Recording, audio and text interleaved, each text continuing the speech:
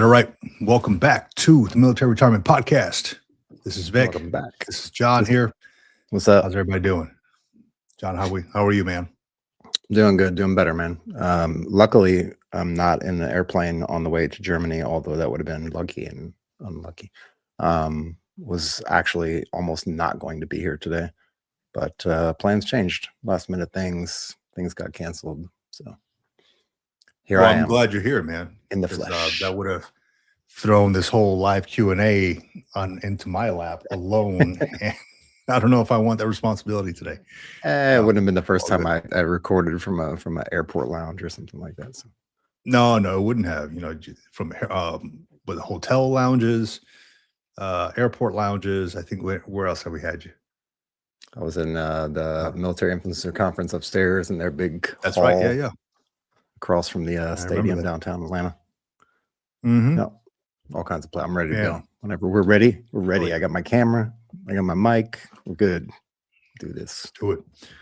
But yeah, man, today is, I was thinking about a topic for folks, something to keep everybody engaged. Let's talk together, and came across this one. Hey, live Q&A, and as you see it on the, let me see the thumbnail here. Transition, military civilian transition, retirement and money. Though we can't give you like financial advice, we can tell you what potentially we did or what we've talked to people about. VA benefits. I love VA benefits. I read about this stuff for fun. Does that make me weird? And what's the other one that I put on there? Civilian life. That's always a fun one. What is life like after the military? And how can we make it a little bit better? 1% better every day. Because sometimes it has its ups and downs.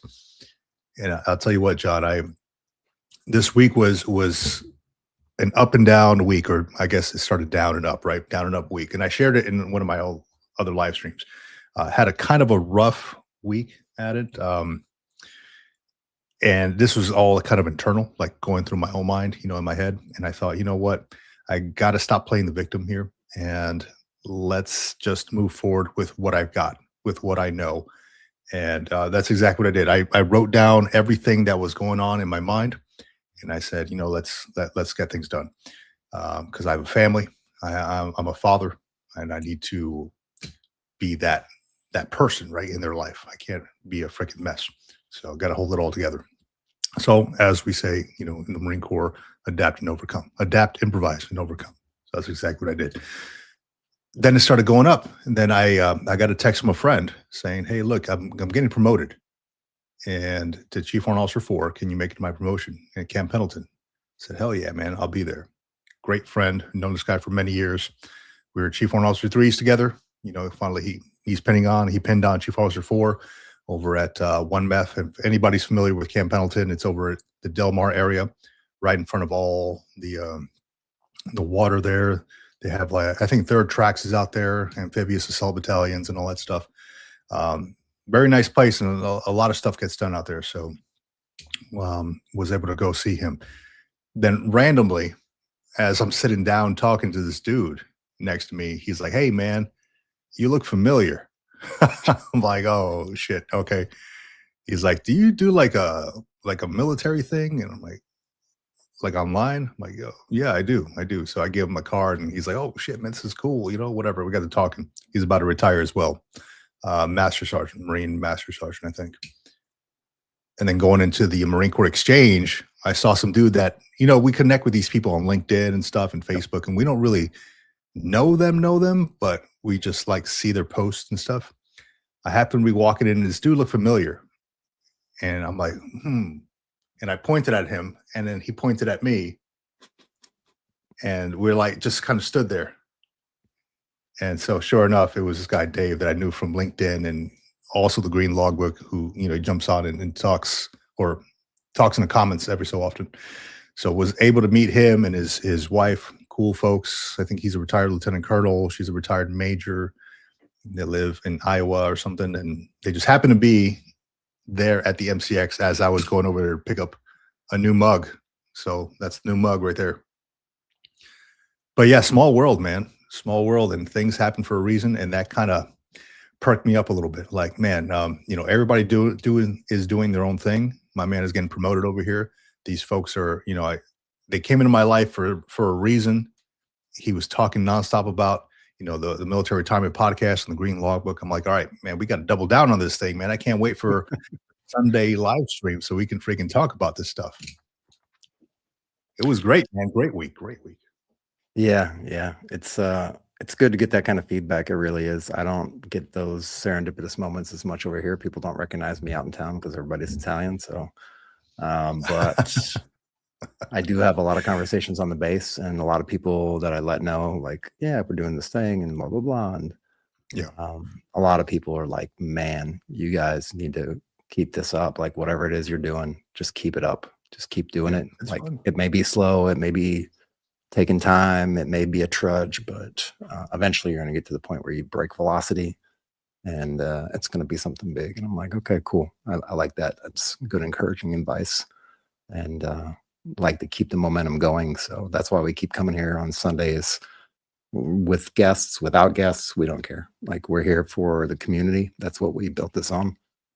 Oh yeah. We built it to take care of the veterans, to help them get across the finish line and get to salvation land known as civilian life. Maybe salvation land, maybe it's hell. It depends on how you look at it. But we're here to build a community, and that's what it's all about. And that's why we're here. We show up, and if it's 50 people, if it's 500 people, that's what we're here for. Yeah. I love that, man. It's all about the community. I love it. So real quick, going to the comments, we got Jason Beer. What's going on? It says, "What's up, you all? We all are good." Let me see what's going on. We'll be live. Oh shit, I'm reading my own freaking comment. Never mind. From the Green Logbook. The Navy Cop. Yeah, right. Navy Cop. What's going on? Morning, gents. Yep. 66T Love. Blessed Sunday, TGLB family. Yeah, absolutely. Blessed Sunday. Brian Hahn. That's a good buddy of mine. Brian Hahn.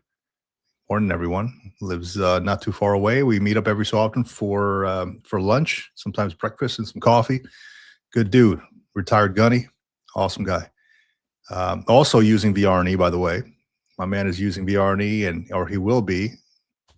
So looking forward to it. Going to one of the top schools in San Diego, which is amazing. Welcome Black 2785. He's got a question for us. Is it possible to retire as an E7 and not work for the first 6 months, or is it a struggle?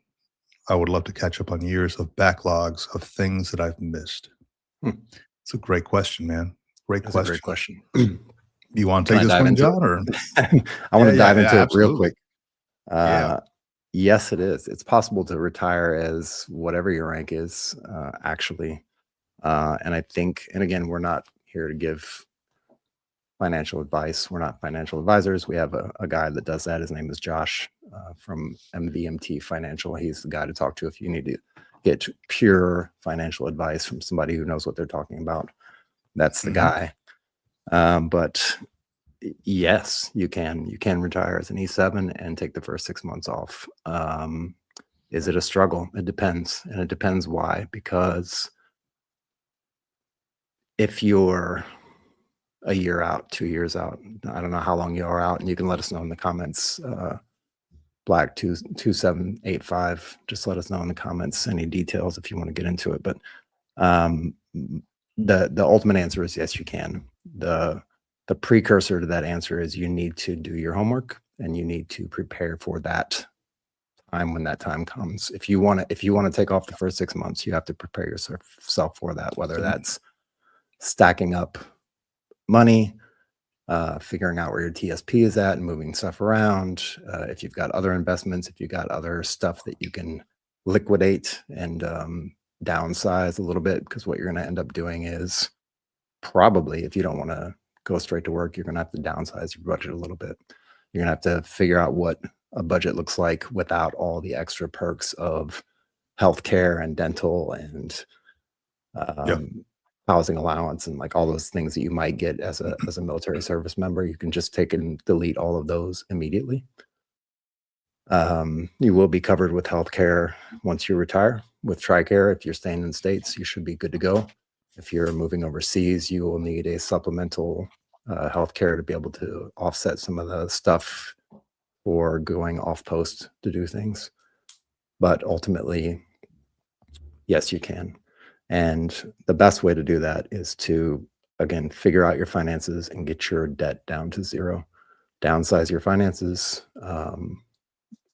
peel back, back your life up a little bit as far as spending and as far as what you spending within your needs, and then taking it from there. And you can. Again, we both retired as CW3s. That's a little bit more money. But I did the first 3 years without a job. First 3 years out the gate, and I'm not 100% VA rated either. So there's that. At the time, I was 10% VA rated.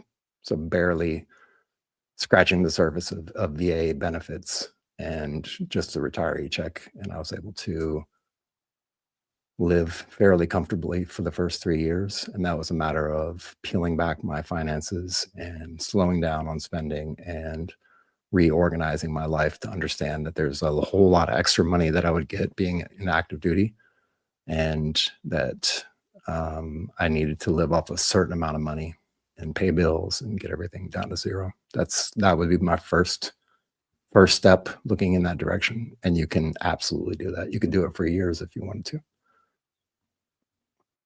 I love that, man. Yeah. I'm on the same boat as you, man. And Black 2785, I would say, what kind of lifestyle you're looking for after you leave the service. So right now, you mentioned you're at 17 years, which gives you a good amount of time to either get out of debt or stack some cash for your life afterwards. And it's a lot of lifestyle dependency. Where are you going to live? Are you going to live somewhere high cost? Are you looking to go to San Francisco? It's like the highest, or New York City, the highest cost in the nation? Or are you looking to go, I don't know, what's something that's less expensive than that, like Dallas, Texas, or surrounding areas around Texas, Alabama, some of these like lower cost of living places aside from like the coasts. So you have to really look at that, like how much you're going to spend on mortgage if you're already paying mortgage or rent or whatever. Stack some cash, look at your location. Are you looking to stay in the same level of lifestyle that you're at? Are you willing to back it up a little bit? So I think I had to do the same thing. As I retired, we stayed here in San Diego. It was my final duty station. I decided, we liked it here. So I really had to do some analyzing here. Like, okay, if we want to stay up to speed with our current lifestyle, I'm probably going to have to get a job after. I was still waiting on my VA disability stuff to come through.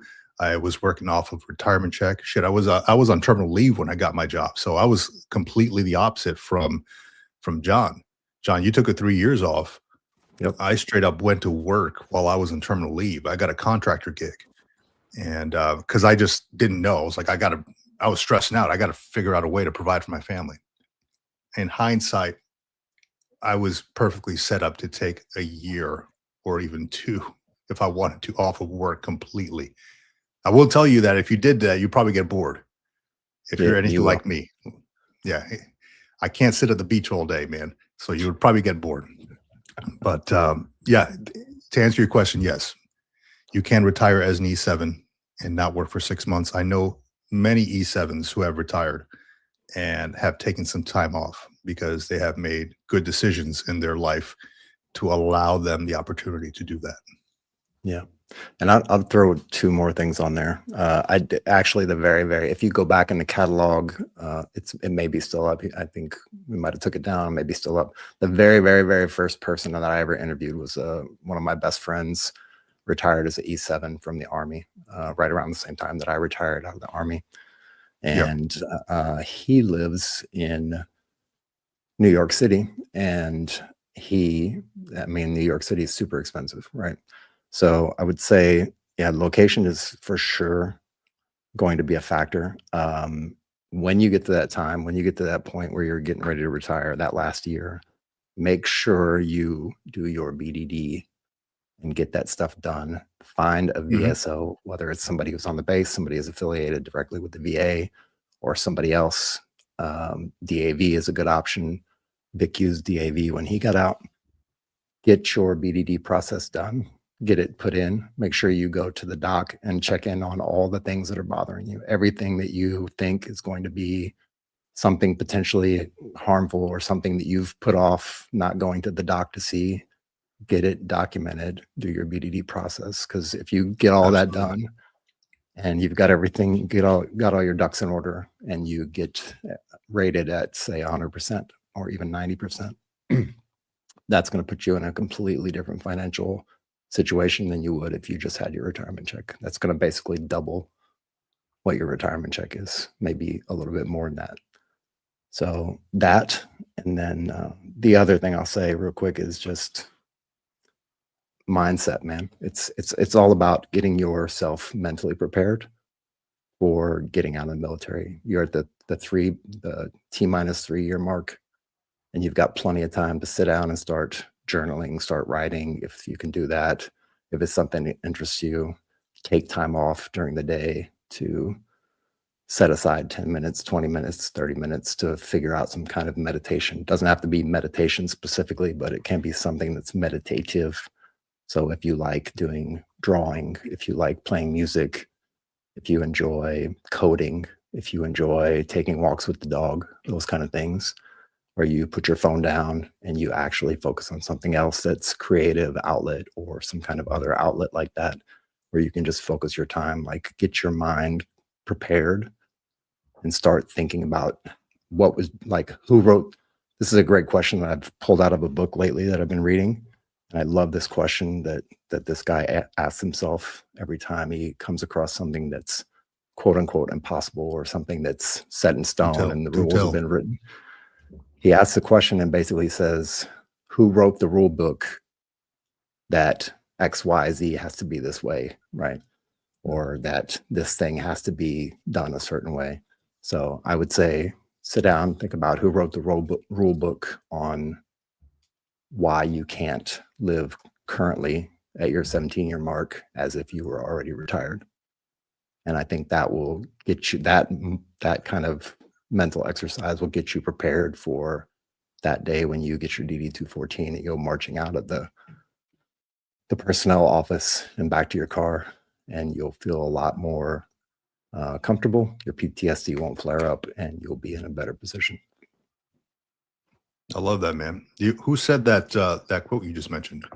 Or A that saying? guy, yeah, it's a guy named Danny Meyer. So I was reading one other book, Running Down a Dream. I think we might have talked about it, or I might have mentioned it to Mhm. you.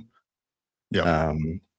Bill Gurley is the author of that book, and he listed a bunch of books that were kind of in line with his philosophy about figuring out your goals for your dreams and what you want to do and going after it no matter what your age is. It was more geared towards like 20, 25-year-olds, but it applies to everybody. And he had mentioned Danny Meyer, who is a restaurateur in New York City, originally from St. Louis.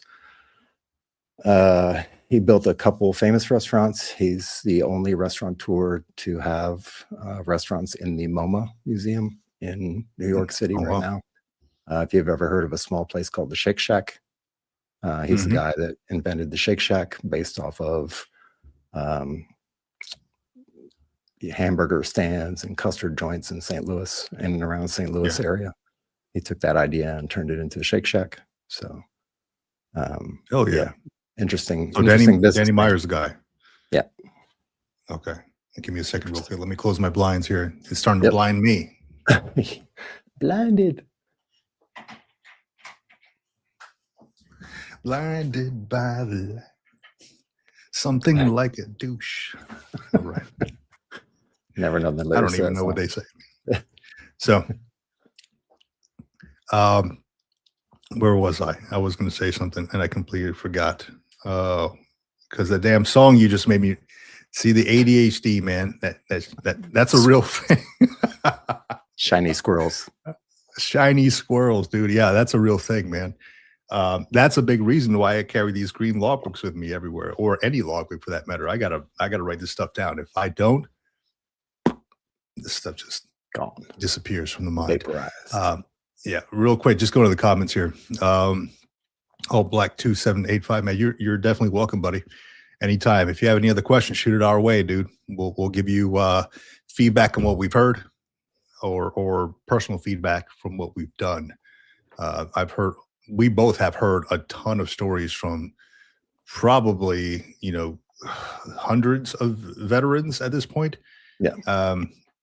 So, or military to civilian transition folks and veterans themselves. So we know what's happening. We're kind of in that world.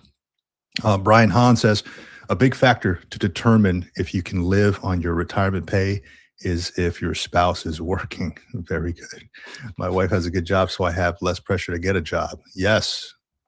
Sugar mama. Yeah, dual income. Yeah, sugar mama, right? Dual income is great. Yes, I will tell you that. I am in the same boat. Like I can do what I want. And this is what I remember. This is what I was going to bring up is for the longest time, stressing out over what I'm going to do next. I'm thinking like, dude, I can literally do whatever the hell I want to do now. Like I can go out and do whatever the hell. And if you do something, I have it written here on my wall. Take what the military made you good at and get so good that civilian employees can't ignore you. Don't know why I put that up there, or don't know when I put that up there, but it's been up there for a minute. All the leadership stuff, all the technical stuff that you've learned, get good at that stuff. Civilian employees cannot ignore you. So with that, I started taking that and then forming it into something I really want to do. Entrepreneurship, building a little business here. And, it kind of opened my eyes like, shit, people will pay for convenience. They'll pay for just damn near just about everything. So I can explore that while my wife has the job that she loves. And it really does, like Brian Hahn mentioned, take a lot of pressure off you. You can find out what you really want to do. And real quick, good morning to you as well. Homebody, Miss Katie, 3097. Great to have you. Let me see here. Russell Dixon, R1F. Nobody safer than a man holding U.S. savings bonds. All right. I don't know. I wish I could have an answer to that, man. Yeah, I don't know about Trenton Callahan from our Facebook side. Yeah, I love the canteen. Oh man, I appreciate it, man. I was at the Marine Corps Exchange. Like I said, I ran into that retired lieutenant colonel there from LinkedIn, and I happened to be just.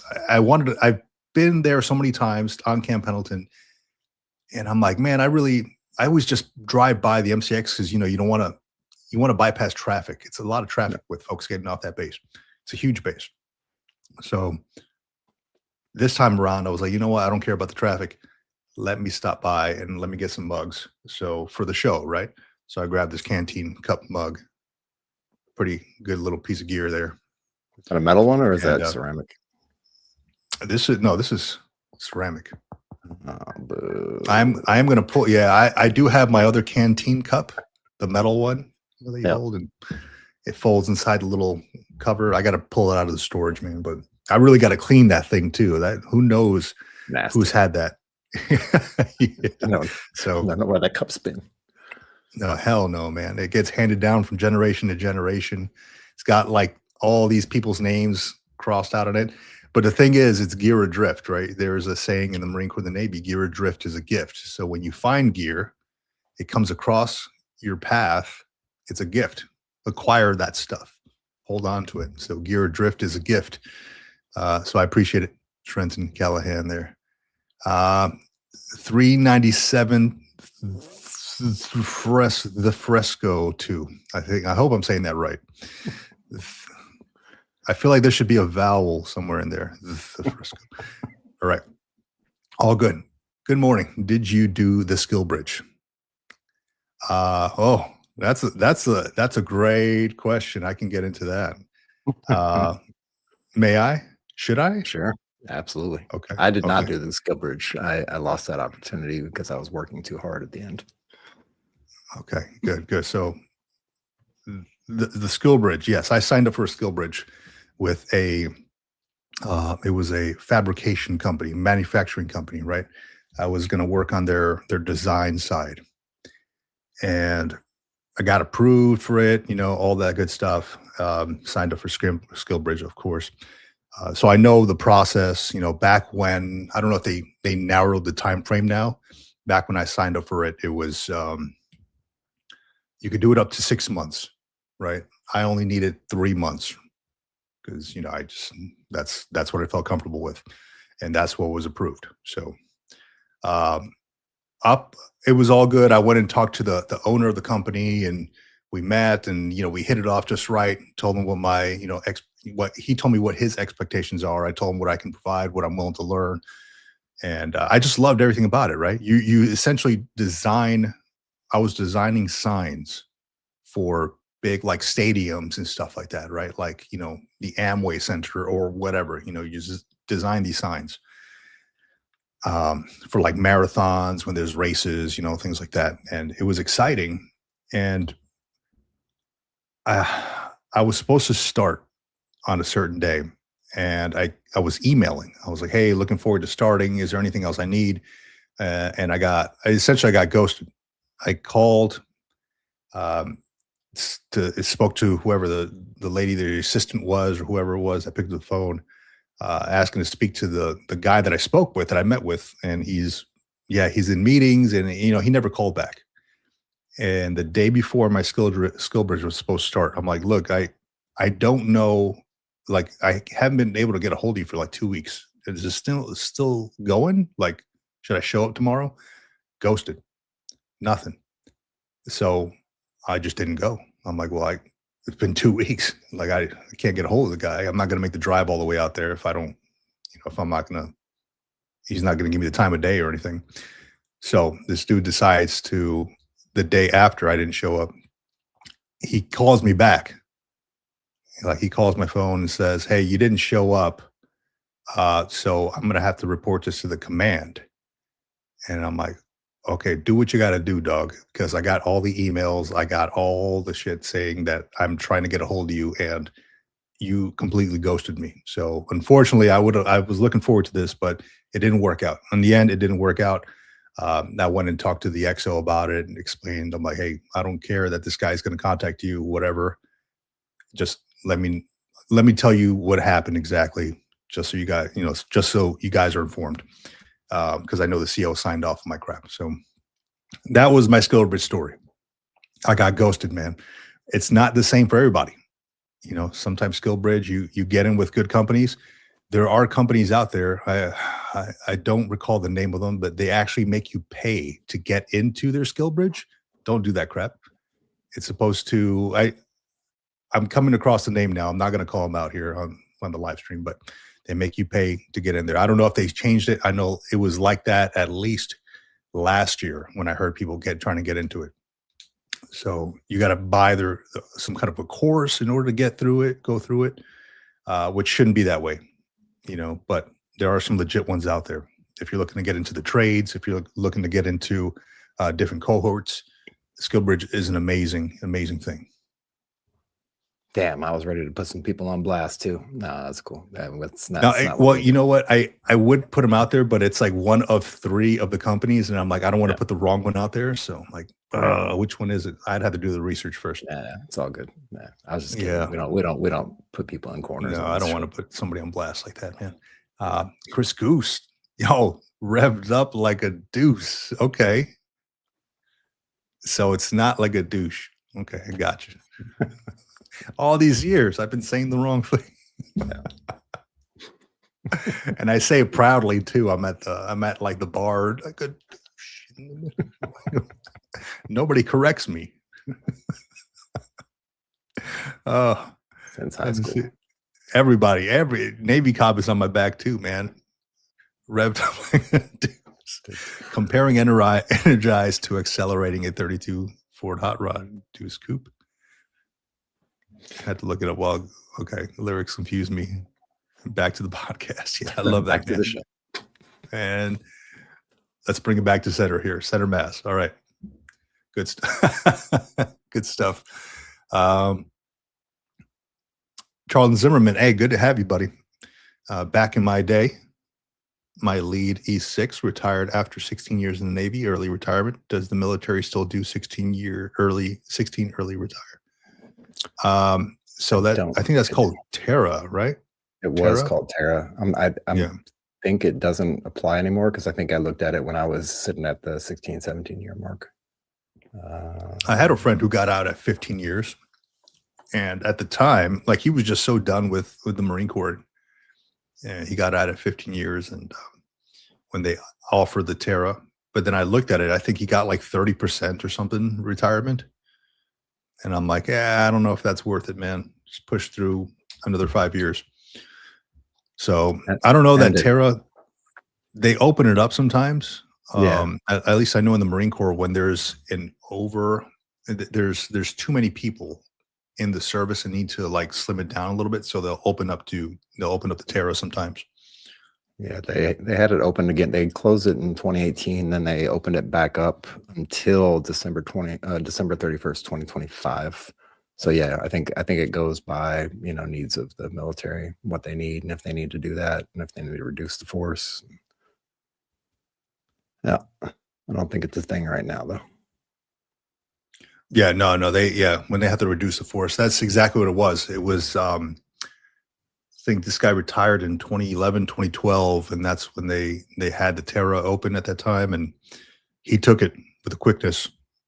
I mean, I was a staff sergeant at the time, so I'm like, I had like 10 years in, I couldn't do anything at that point. Yep. So to answer your question, Charlton Zimmerman, they open it up sometimes when there's a need to reduce the force. Right now, I don't think there's a need. If anything, they need to build up the force right now. I don't know that many people are wanting to join. I don't know. They're letting people back in right now, right? The ones who were kicked out for the COVID vaccine thing. That's right. I saw that. They opened it back up and they said, look, we're opening our arms. We're letting you back in. If you want to come back in, please come back in. Man, deuces, dude. Get out of here. Deuces. Wrapped up like a deuce. Wrapped up like a douche, dude. Get out of here. No, but I did see, there was an email that was sent out by the Assistant Secretary of War. Did you see that? Did you see the email? I made a video on it, like a short video. It came across my inbox, yes. Oh, dude. Yeah, so you saw exactly right. They were looking for volunteers from workers under this Department of War, Department of Defense. I don't even know. I mean, choose your journey, I suppose. Department of War, the Assistant DOW sent it out. Folks employed under the DOW, Department of War, are asked if they want to volunteer their time to assist in the Department of Homeland Security's mission, partly because I don't know if they're still under the government shutdown, but the Department of Homeland Security has been under a government shutdown for a little while now. I mean, we've seen it. I've seen it on the news. The TSA workers are calling out sick. Some of them are, quitting. They're not going to want to work for free. Nobody wants to work for free. So they're asking folks to volunteer their time. And the way they worded it was so funny. It's like, do you want the pride of knowing that you did something for your country? Volunteer your time to support the DHS mission or something to that effect. And I was just going through the Reddit and the veterans Reddit. And people are like, I've never deleted an email so fast. They're like, deuces, dude, deuces. So no, it's like these, who wants to work for free and load your plate essentially, right? Because you're still doing your job. You can't not do your job. And then you take on this DHS mission and you have to apply for it too. Like, who's applying to volunteer to work for free? They said 900 people. Yep. How many federal employees do we have? Like 700,000? A lot. Something like I don't. That's like 0.01 of the percentage. Like they made it sound like a lot, but it's like nothing. Oh man. So you're gonna do it? No, it's only open to GS employees. I'm not a GS. Okay. You dodged that bullet, man. Approximately 2.68 million people as of February 2026, the federal government. Oh, are working for the federal government. Civilians across various branches, agencies, and excludes active duty military. Wow, of course. Duh. Come on, AI. 2.8 million people. So let's see. That's a lot of people. Oh, well, let's divide that. 2.6. 2.68. I'm just doing some quick math here. Math. Yeah. So they said the email said 900 people have already signed up. Patriots, just patriotic folks. Yeah. That's 0.0003 of the whole federal workforce has signed up so far. So, not even 1%. 3,000th of the workforce. 3,000th of the federal workforce has signed up. Not a lot. It's not a lot. But hey, you know what? Maybe people out of the goodness of their heart want to put more hours in. That's more power to you. More power to you. Yeah. Absolutely. I mean, that's a question for the people in the chat. Would you want to volunteer your time to support the DHS mission? Not hating on you. It might be something that you really want to do. Get some experience, Or you may just like working for free. I don't know. Who knows? Real quick, homebody Miss Katie, what'd she say? That's what I did. I was an 88 Mike truck driver, and I had been driving for 23 years now. Awesome. Nice. Yeah. How's that career? I was looking at that myself, but I'm like, I fall asleep on the road sometimes. I'm like, I start dozing off. So I'm like, man, I'd be a terrible truck driver, dude. I'd be slamming into people. No, that may not be the job for me. Another one. No, wait, where was I? Yeah, that's another one. Chris Roguski. Sounds like you dodged a bullet with that Skillbridge company. Yeah, I feel the same way. Every time I remember that story, I don't really think about it often, but when it's like somebody asked me about Skillbridge, I was like, dude, you really got to choose who you're going to go with. Make sure they're legit and keep up to speed or up to date with them via emails or phone calls or whatever, because shit changes.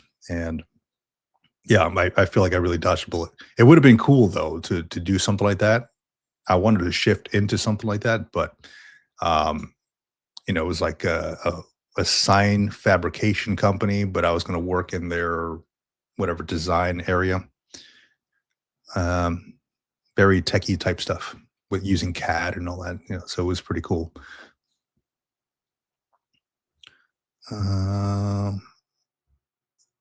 Morning Sparky. Is that you or me? That's I don't know. Let's just say that's for you. That's for you.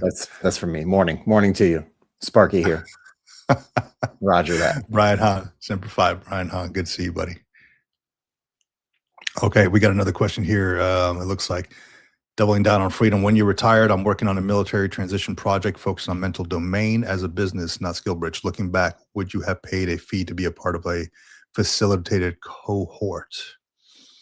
That's a good question. Depends. It really depends. I mean, I'm not opposed to paying for things. I'm not opposed to paying for seminars and things like that. I think if it's the right seminar, if it's legit, if the person's actually giving some value, like it's worth it in some cases. If you're trying to get started in some path and you just have absolutely no idea what that path is about, and you're trying to get some to kickstart your knowledge searching, yes, like I don't mind personally. I don't mind if I have to pay for a seminar if it's something that I really enjoy. and I want to learn more about, and I found somebody who's really smart at it, knows what the hell they're talking about, and not full of shit. Yes, I would say I would pay for it if those boxes were checked. If not, just because, like, I think that sets a scary precedence that people can actually say, "Oh yeah, well, people were paying for this." So it's the same thing that happens with the VA claims, right? Somebody Mm-hmm. pays somebody for doing the work, and then somebody says, "Hey, we should make a company out of this. Let's start charging veterans, and we can actually charge them a whole lot of money." And then that becomes a precedence, and then that becomes the norm.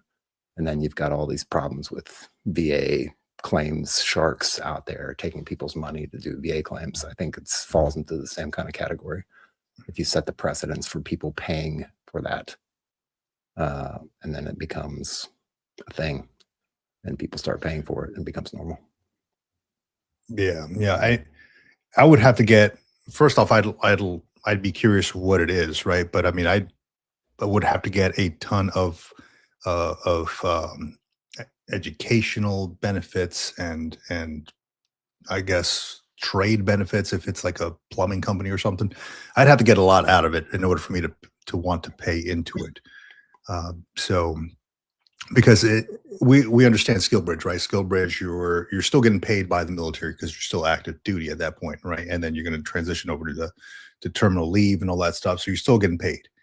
But this is at a crucial time where people are, for one, stressed out a little bit about their military to Yeah. civilian transition, and they're trying to save as much money as possible because they're about to transition into something into the unknown, essentially. So um, I don't know that it'll work out asking them for money, but it's more of SkillBridge is just meant to teach somebody something, right? Either a skill or get in with a potential employer, learn something, and then either they potentially get hired by that company or they don't and they go find something else.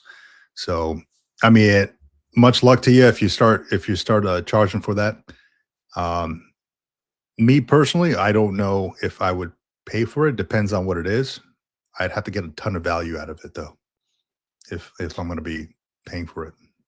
Yeah, I didn't even. Hey, yeah, I missed the part about not being skill bridge. I would throw another Or angle not on SkillBridge. this as far as like another perspective. Um, I wish people would do it like the restaurant business, like these big restaurants and these big like 2-star, 3-star, 1-star Michelin restaurants and some of these other restaurants. Like if you get your foot in the door, they have a thing that they call a stage, where you basically just go and work for free for, I don't know, 6 weeks, 12 weeks, potentially longer. But they basically Yeah. bring you in the kitchen and they agree, like, you're going to come in here, you're going to chop onions and carrots and celery, and you're going to do this station, you're going to wash dishes, you're going to wipe down tables, whatever it happens to be. And they do it on a regular basis at restaurants all over the world, big, from the big fancy restaurants to even smaller restaurants. Yeah. And you can just go there, right? You can apply, usually have to apply through somebody to give you a recommendation. I wish companies would do that. I wish companies would be like, yeah, we have a 6-week program, a 12-week program. If we want to trade somebody from your company on a recommendation to have them come work for us under these terms and conditions for free. Because at the end of the day, you're still going to pay for it, right? You're paying for your food and lodging, your, your transportation, like all that stuff. You still got to pay for that out of pocket. So either way, whether you're getting it for free or whether you're paying a cost for it, a premium for it, you're still paying for it. I mean, nothing's free, right? So Yeah. You're paying with your time, with your money, whatever. So yeah, um but here, let me put it back up there because this is a good question though, and not a skill bridge, but as a business working on a yep. military transition project focused on mental domain. Looking back, would you have paid? Okay, well, not a skill bridge. That makes it a little bit different. Now, if I'm going to be learning about a business skill, that's a potential. A mental domain. I'm so curious about what this is. Are you going to be a shaman? Like what do you? I'm very curious about what this is. Um, there's a potential. I'd love to hear more about it because I think I'm also kind of getting my way into that mental domain as well. So I'm very like the behavioral piece of it. So very curious about what you have going on. If you care to share, doubling down on freedom. Let's see. Navy cop, your skill bridge story, my VRNE story, things fall through the cracks in all programs. They absolutely do, man. They absolutely do. Yep. Don't put your eggs in one basket, man. All your eggs, just have options. Um, lucky enough, VRNE is going pretty well. For me at least, and I hate to hear the story that you put out there. I hate how you were treated, should I say, Navy cop, about it. So, but yeah, they do fall through the cracks. You just have to either have a plan B or push forward. And I hate using that, like push forward or push through, but that's essentially what it is, right? Like, you just got to find the next thing and just move on. It's not forever. It wasn't meant to be. If things don't work out for me, I just write it off. That wasn't part of my life story, and move on to the next thing. That's what it is.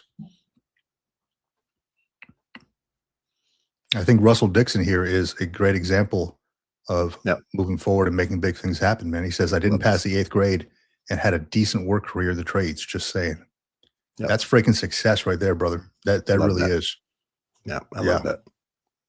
It goes to show you, like, it's not all about college or all that stuff. The trades are huge. If you think about, like, we've talked a lot about AI. We even had folks on here, like Kamo and all that, talk about AI, like veteran AI and all that stuff. AI is going to take over a whole lot of things that we do on a daily basis. But can it, like, add piping to your house, like as a plumber?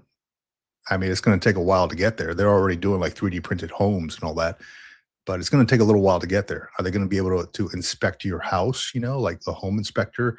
Are they going to be able to build a home, just the trades, right? Like weld stuff, so it is very sought after, especially as AI is becoming a thing in our lives, daily lives.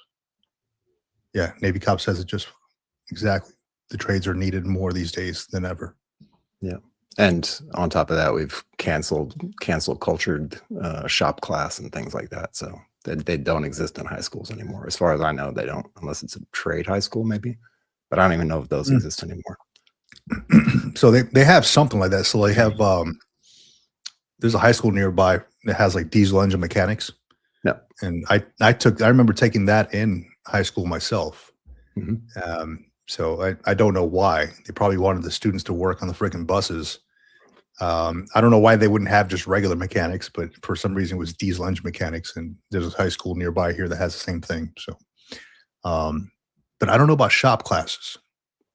I think as far as I know, shop classes have been nixed from curricula across the board. And as far as I know, I have to look that up and do some research on it. That's not a definitive answer, but I was just having this conversation the other day about somebody about doing some car repair stuff, and they were asking about finding somebody to change the oil, and asked about the what is it called, the car center on base where you can take your car and put it on the lift, the tools and all that stuff. And I was like, people don't even do that. It's like people don't work on cars anymore. Most people don't. There's still a handful of people that do, but they just don't teach that kind of stuff in high school anymore, as far as I can tell. And then from the small little research I've done, that's been removed from high school curriculums, along with a few other things. The arts are starting to go away from high school curriculums as well. And it's starting to be more of a STEM-oriented, STEM-focused kind of curriculum. And they're trying to prepare people for college degrees in various things, but not really mechanics, not electronics.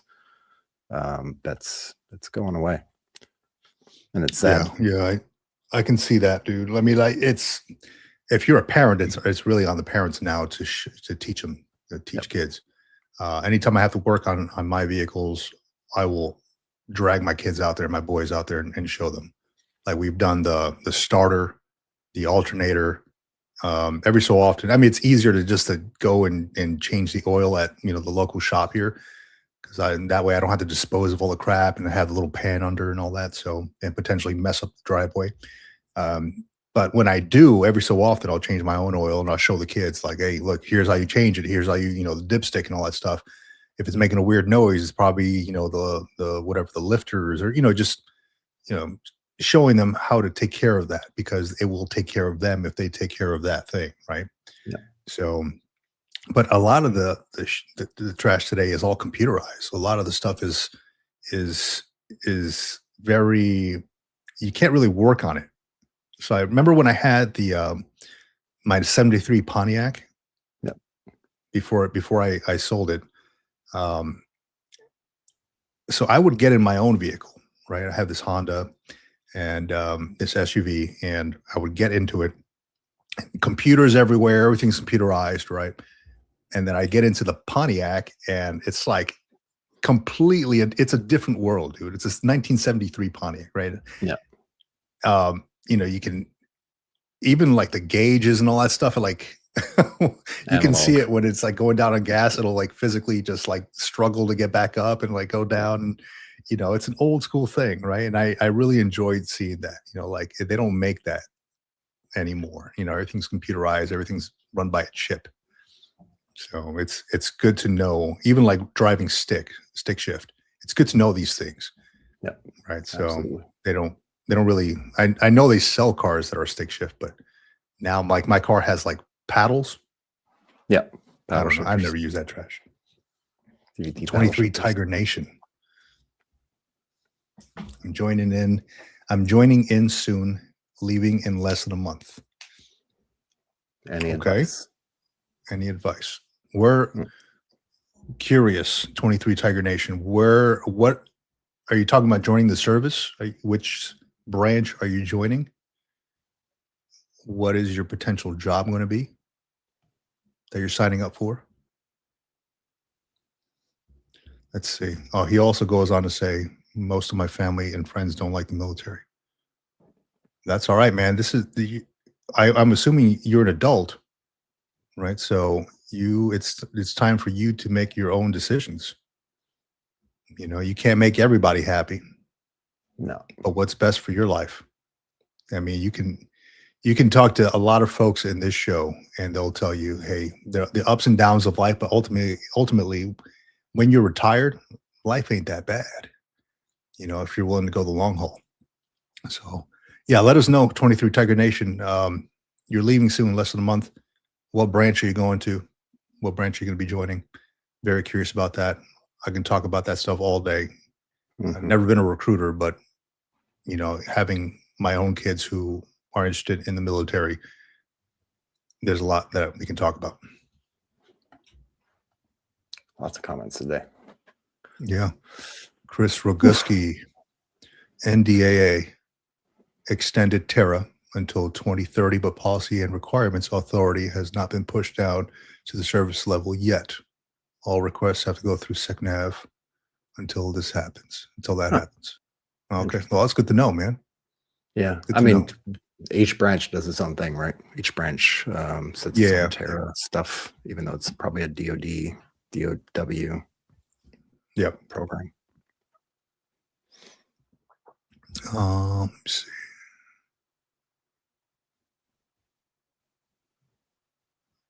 Charlton Zimmerman.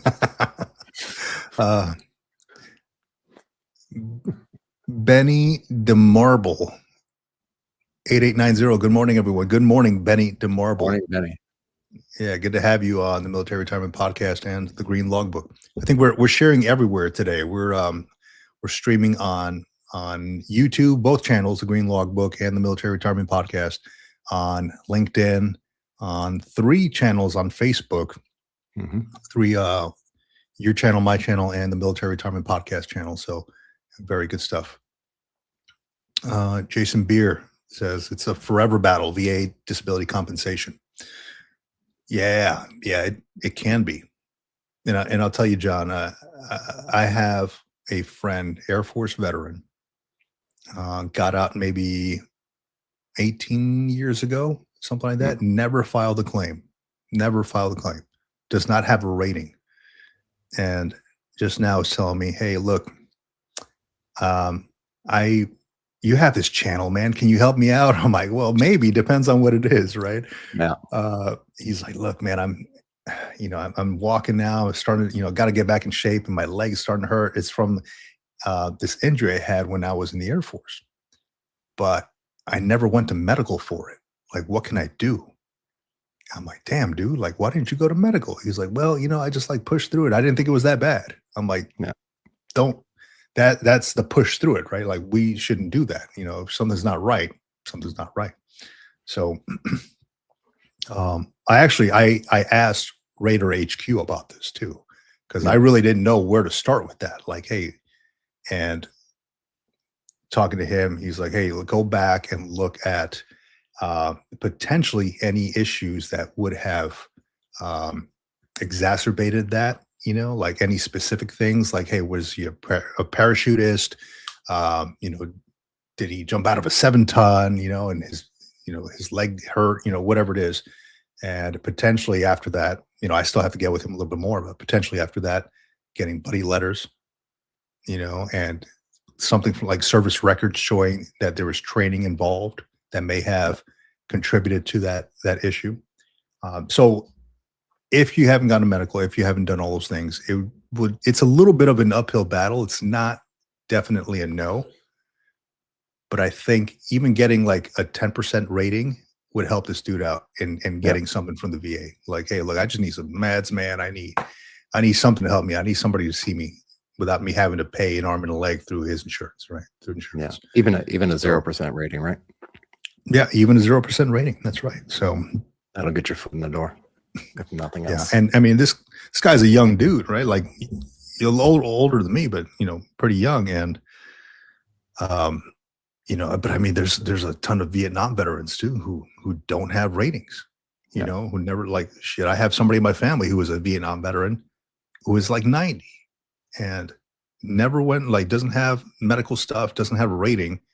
Thankfully, is well financially now, but um, it's like they did it for the love of country, or I guess, and didn't care about the ratings and the back end. That seems to be like a newer thing.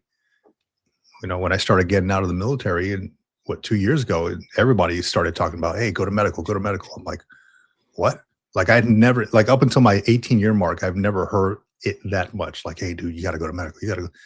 And I'm looking around like, why? Like, okay, oh, VA disability. Like, I've never looked into that until the 18-year mark, man. And now I hear that it is a recruiting tactic.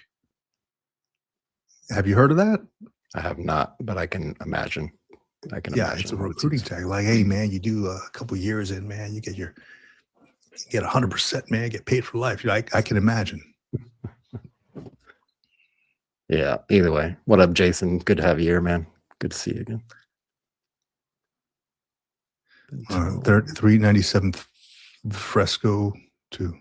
I've been told when doing your claim for VA, even if you get a 0% in any claim, this is good.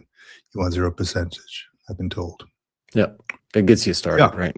It gets your foot in the door. It gets that process started, especially if it gets 0% and it's service connected, because then you can go back and revisit it, right? You can go back and put in more evidence for the claim if you happen to have more evidence and you feel like, oh, well, it should have been a 20 or 30%, but they rated it 0, but I have all this evidence and maybe they didn't see it. Hopefully, once they get this thing rolled out to all the VA clinics and get fully integrated with the DOW, the VA and the DOW sharing information back and forth, sharing the medical records and the data back and forth, they're pushing for it really hard. I just saw something this week about it where they've got it in 6 locations. I believe it's out in mostly in the Northwest. So out in Navy Copland. And then they have one VA facility in Chicago where they have this thing rolled out. But once they get that rolled out, then they'll have all your records synced, hopefully. And that would be really good for people trying to get their stuff taken care of, because then they can just go directly into the records. They don't have to send you off for all these extra exams for stuff that you already got records for. And they can use that instead. But that's forthcoming. I think they said they're going to finish it by 2031, which makes me throw my hands up and wonder what the hell we're doing. Pushing a well-tested VA records, healthcare records system out, and they've been testing it for 18 months, 2 years.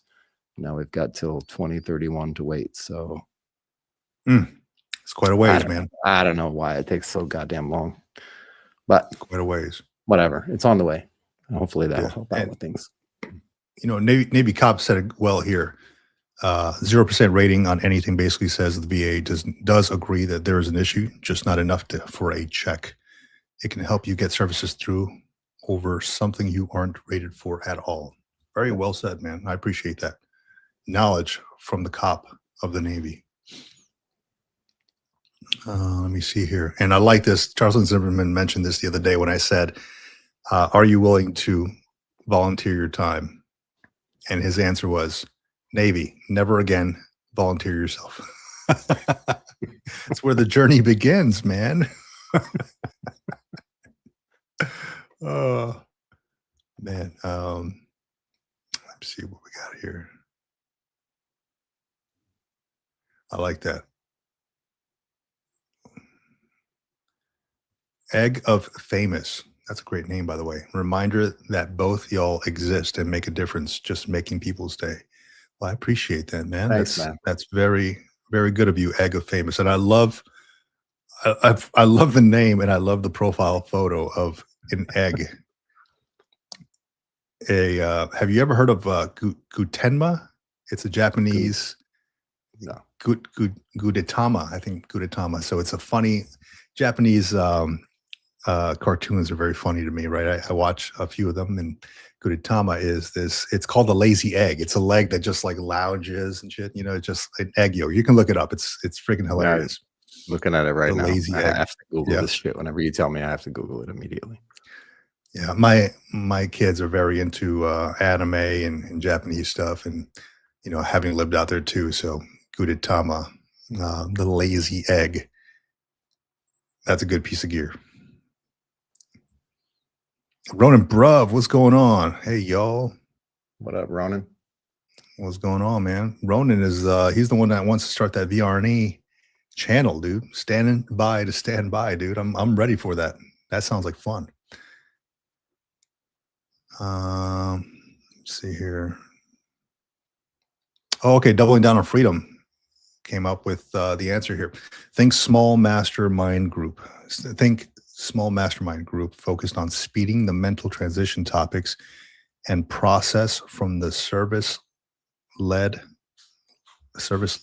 by retired vet facilitators. Okay. Speeding the mental transition topics. Like military civilian transition topics, because it is a very huge mental hit, so I can see that. Okay. Mental and emotional. Yeah, mental and emotional. So looking at that, thinking about it, I almost feel like this the military to civilian transition, that world is becoming very saturated. If you go on LinkedIn, it seems like there are nonprofits on top of nonprofits and people on top of other folks who are trying to do something like this. You can try maybe a money, like an introductory thing, hey, like a money down or something like that, to get your foot in the door. And I don't know how much you're going to charge, or looking to charge $50, $100. But I do also understand that having somebody pay for it gives them buy-in. So it makes you think, okay, well, I'm contributing something. So that means I need to show up to this thing. I need to do my best because I've given something to it. And maybe $10 doesn't cut it. Maybe 100, maybe 500 would make me feel like I need to show up. So it could be a good thing. Would I buy into it? Depends on the curriculum, depends on the value I would get out of it. But I'm very curious about how that would go. Yeah, I mean, if you want to, shoot me an email, man. Curious about it. thegreenlogbook@gmail.com or info@militaryretirementpodcast.com. Yeah, And and then the next comment, I mean, he's expanding a little bit. Drop your Substack in the chat, man. He says he's doing it for free. Set up a Substack, doing a blog. Yeah, drop it in the chat there, and also maybe Navy Cop will grab it and put it on his resource page if it's worthy of resourcefulness. oh, the unsung Yeah. veteran. That guy's cool, man. Go to his channel. That guy's unsung veteran's got an awesome channel. He's doing that stuff too. Yeah. Talking to veterans and talking about their veteran journey, their military journey. Might already be on there, huh? Yeah, veterans join my podcast. Hell yeah, man. Yeah, I like that guy. He's cool. Navy Cop says, push through. It's what we do. I'm in a program now, VCP. What is VCP? Veterans Cop Program. That I may be able to get into a business incubator program that they offer as I progress through their standard employment training. Okay. I like that. Business incubator program. Yeah, let me know. What is VCP? I probably should know what that is. I'm sure I come across that before. Veterans Career Program. Don't know. Okay, running Bravo. Yeah, taking it back. Yeah, no more shop, no home economics, etc. The things they should be teaching, they don't. Yeah, hey, you know what? And that is why if you're a parent, being involved in your kid's life is so important right now, because you know that they're cutting stuff out of the curriculum in schools, and it's up to the parents to pick up what they don't teach, where they left off. So if you're doing something, have your kids sit next to you and learn that stuff. That's how they acquire life skills. Honey Badger, greetings, all Hawaii watching. Aloha. What up, Honey Badger? Man. Yeah, what up, Honey Badger? Honey Badger don't give a damn. Look at this crazy little fuck. He's just tearing his head off. Oh yeah, the video. I thought you were talking shit about Navy Cop. No. I can't stop laughing at that video. I can watch it 1,000,001 times. And yeah, he's just like going on about chair. his life. Oh, it's a good one. It's a good one. Amazing. On some veteran says, I show my son how to change the oil last week. I gave him the alternative to change it himself or pay himself. Okay. That's good. That's good. Now, provided that your son is like not 3, that's cool. If your son is like 3 years old, pay for it your damn self, kid.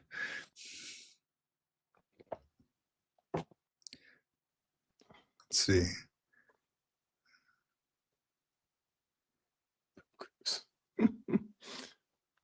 I have a 2019 Hyundai Tucson. No jokes. Damn. Yeah, I read that too fast because I had a whole lot of jokes there. And I can't change the rear brakes myself because the electronic brake control has to be disengaged by a tech. Otherwise, they won't engage it properly. It's a pain. Wow. Yeah, man. I'm telling you, it's all electronic stuff, dude. It's hard. It's hard now. Now they make it dependent for you to go back and get it checked. Dude, let me tell you something, dude. I've got one of my cars here in my driveway is a Subaru. Okay. And I was trying to, it has those little buttons where you can, engage the garage door opener, up top. I was trying to engage the garage door opener, and for some reason, it burned my freaking keyless entry. I cannot use my keyless entry. I don't know what happened.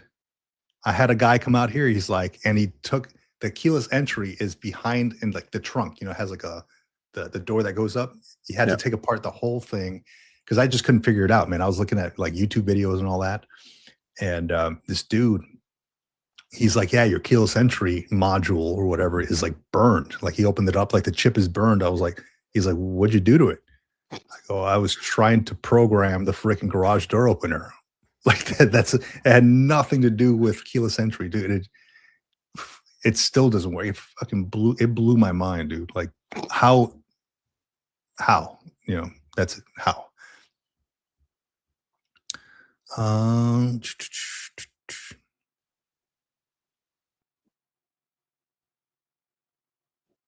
I don't know what that means.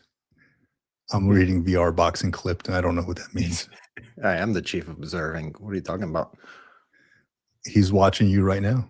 It's because I sit so close to the. I'm trying to get another lens so I can get a wider angle and figure this thing out. Plus, yeah, I I had one, and now I have a prompter so I can look directly at you and watch you and observe you. But now I have to use a smaller lens. I'm sorry. I apologize. No, all good, all good.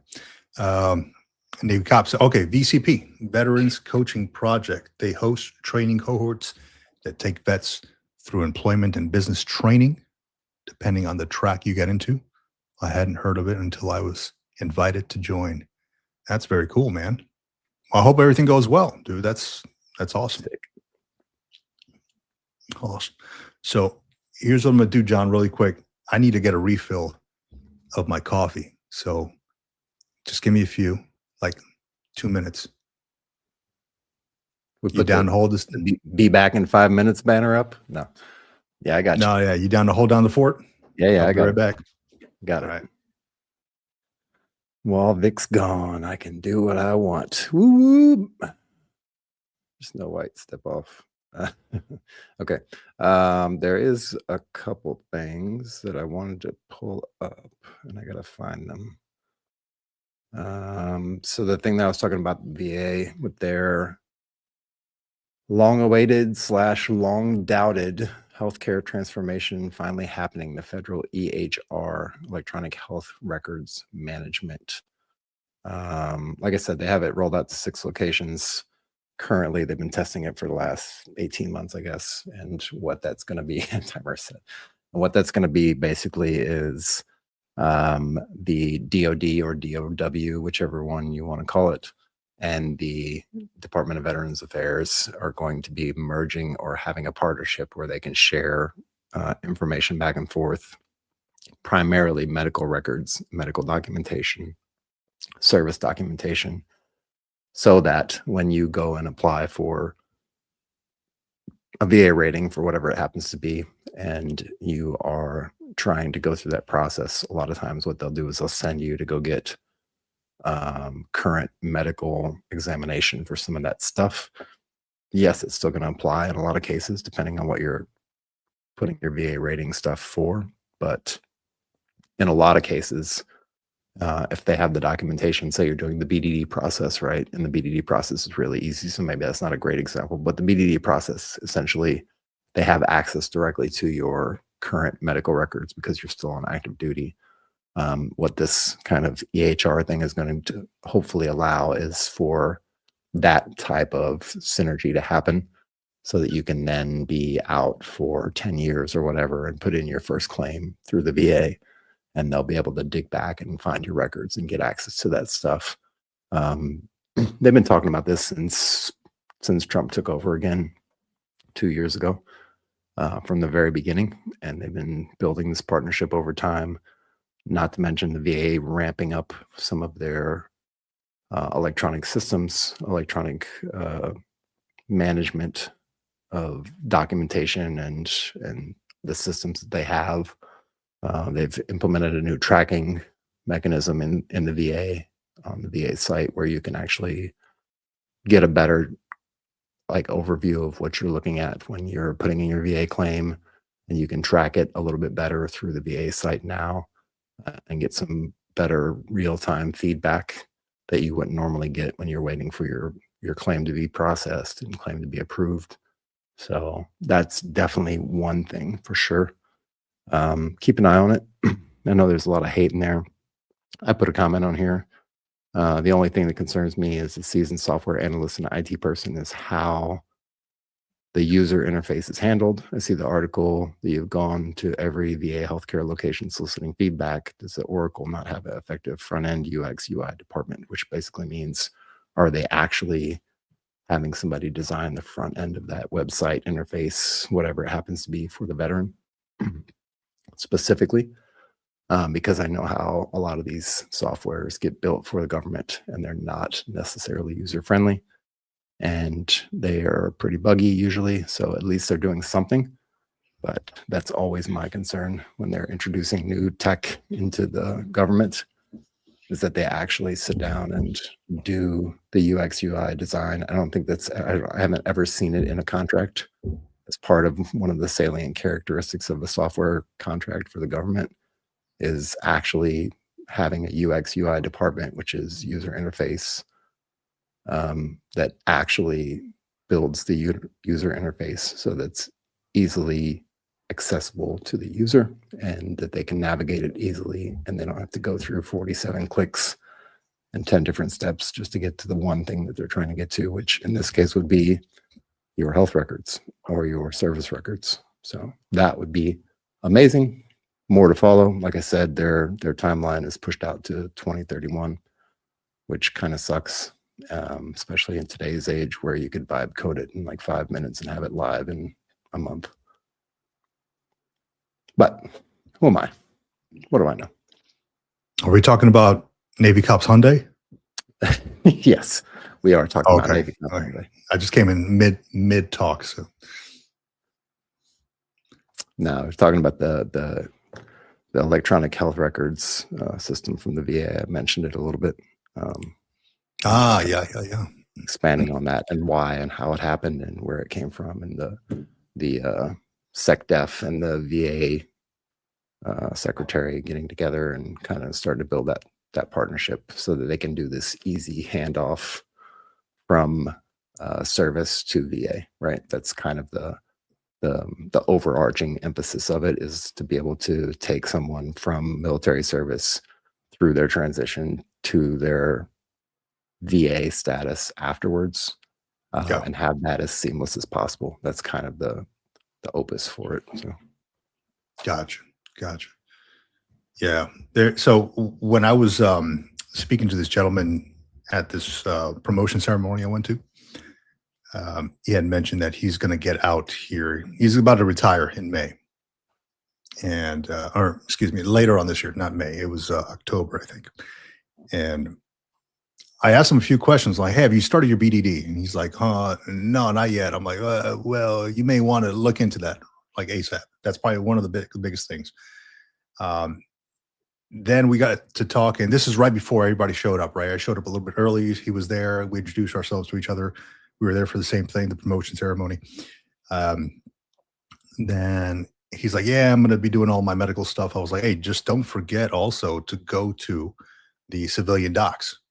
The ones that maybe the chiropractors and things like that maybe you saw that don't exactly send all the information over to the base medical, and they don't talk to each other. So make sure you get all the documentation for that. He's like, oh yeah, that's right. I'm like, yeah, don't forget that. That was one of the things that I almost forgot when talking to my DAV person when I was doing my VA claim. Like, is there anything else that you need to submit on here? Like any back pains? I was like, yes. Thank you for reminding me. Chiropractor. Bam. I was in a car accident. Then, something else from back in the day, jumping out of a 7-ton thing, some back issues, et cetera. Thank you for reminding me of that. Now, I got a hold of one of the chiropractors. This was like back in like probably 10, 12 years ago. And they're like, yeah, we don't have your records anymore. I'm like, damn it. So make sure that you get a hold of this stuff before you actually PCS, because it is tough to get it after the fact. Yep. Yeah, my rule of thumb is always to ask before I walk out of that office. If it's a civilian office, ask for a copy. And usually they'll oblige. Sometimes they'll be like, yeah, you have to come back in a couple of days and get it. But always get copies of that stuff, especially 100%. 100%, dude. Medical stuff, mental health stuff.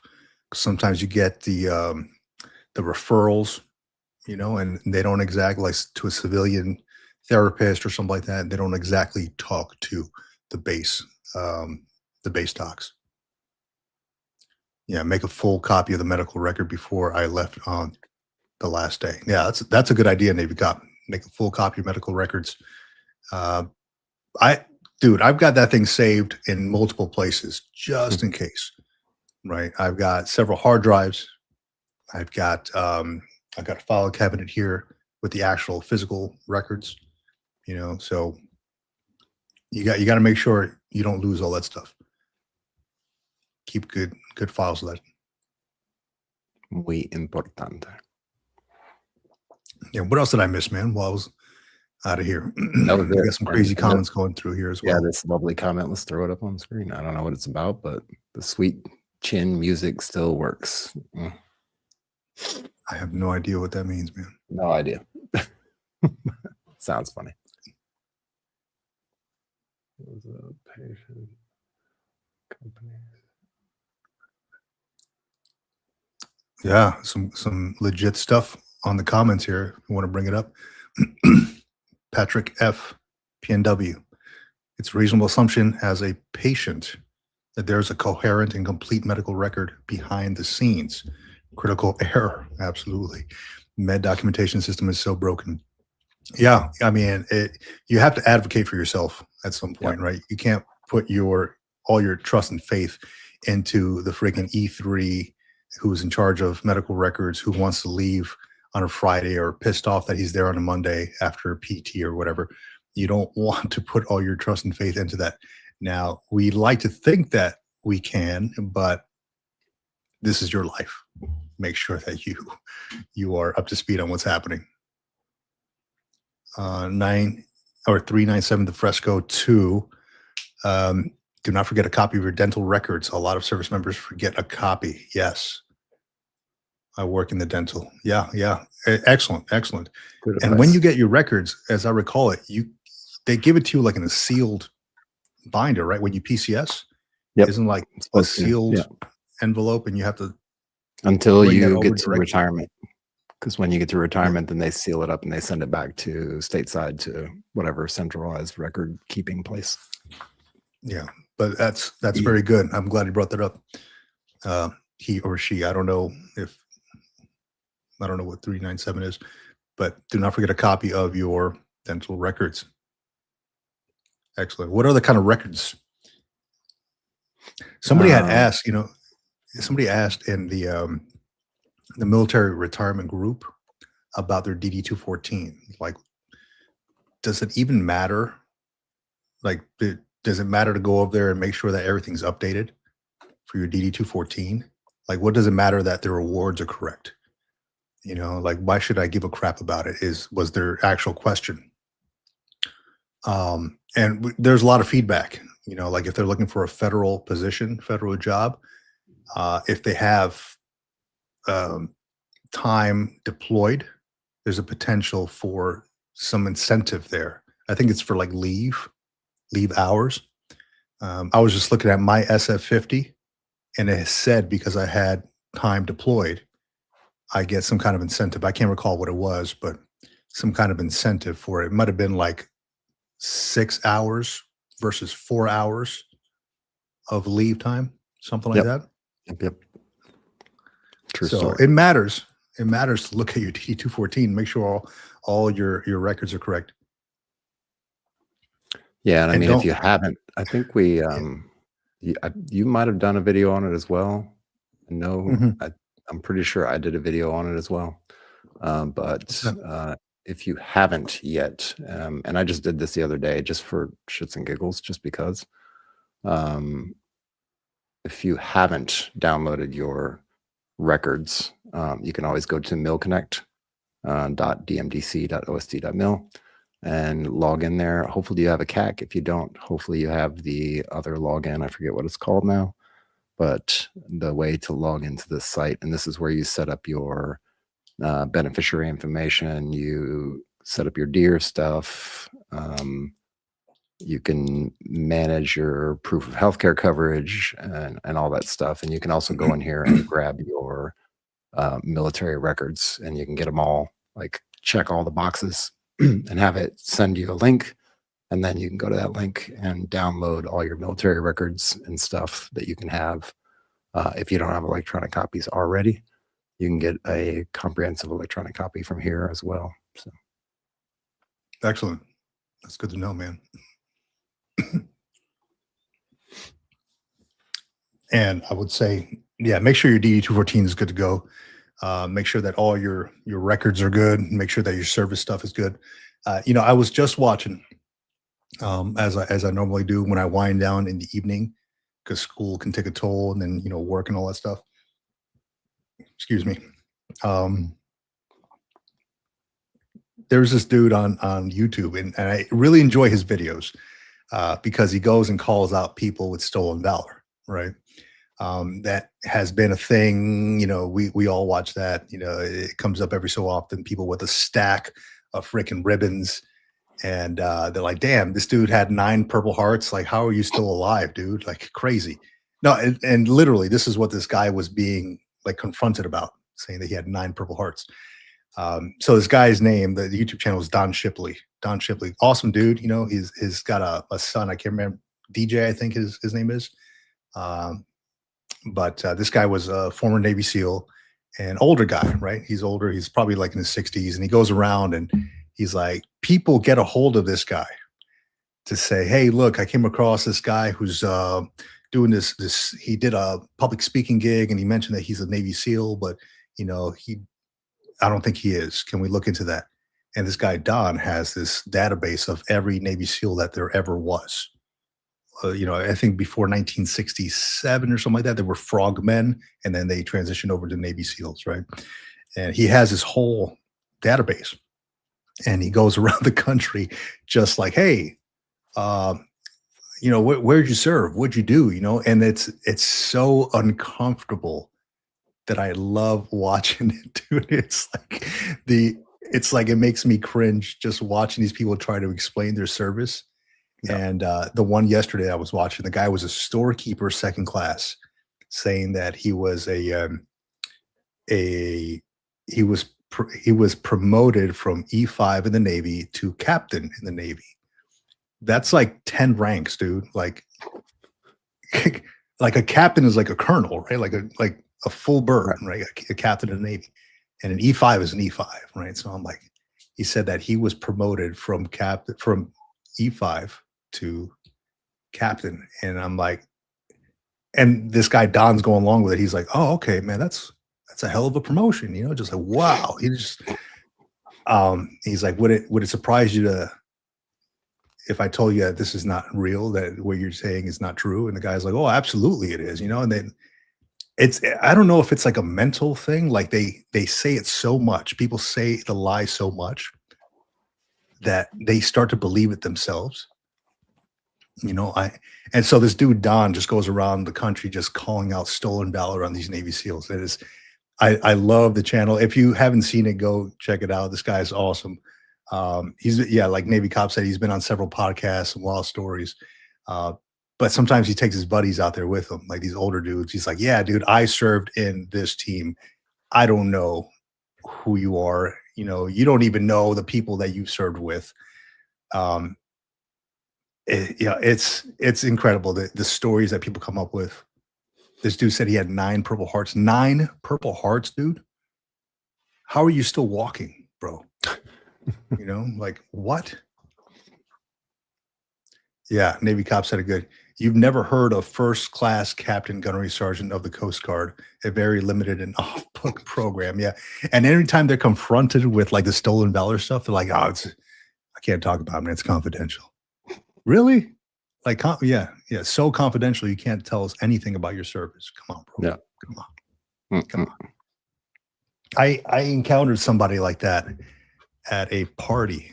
I went to it was a kids party, and this person, a little bit older, right? Older than me, probably in their 60s, mentioned to me that they're like, "Oh, did you serve in?" The topic of military came up.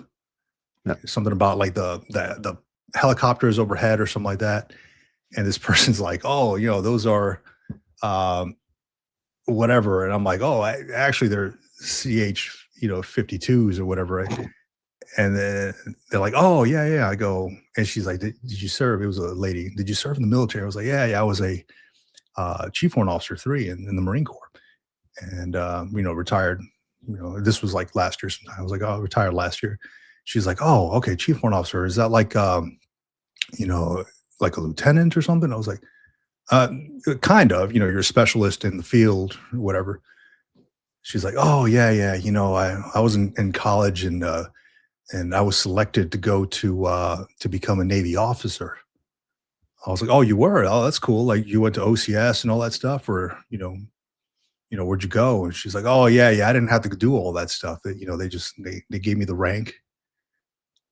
I was like, oh, okay. Like the stories don't match up, man. And I was just going along with it, just listening to it. And she didn't know what a chief warrant officer was. Yeah.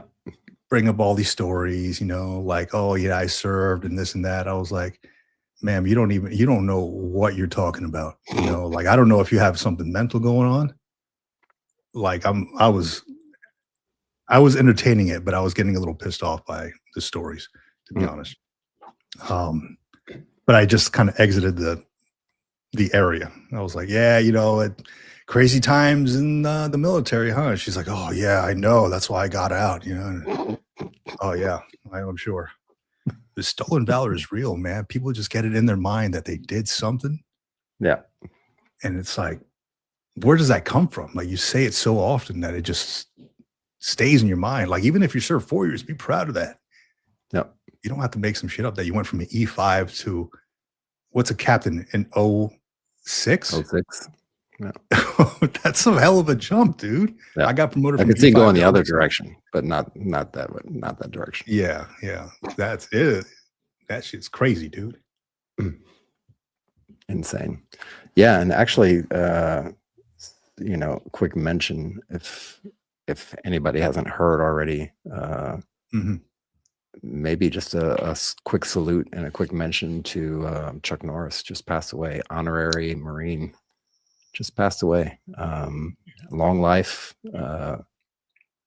martial arts master to the nth degree. Really, really good guy. I mean, I never met him in Air person. Force veteran too, wasn't he? Yep, Air Force veteran. And I think they said there's only like a handful of honorary Marines. It's like 30 of them, maybe, or 60 of them. I don't know. There's not a lot. There's not a lot of them. And he happened to be one of them. So, but yeah, shout out to Chuck Norris.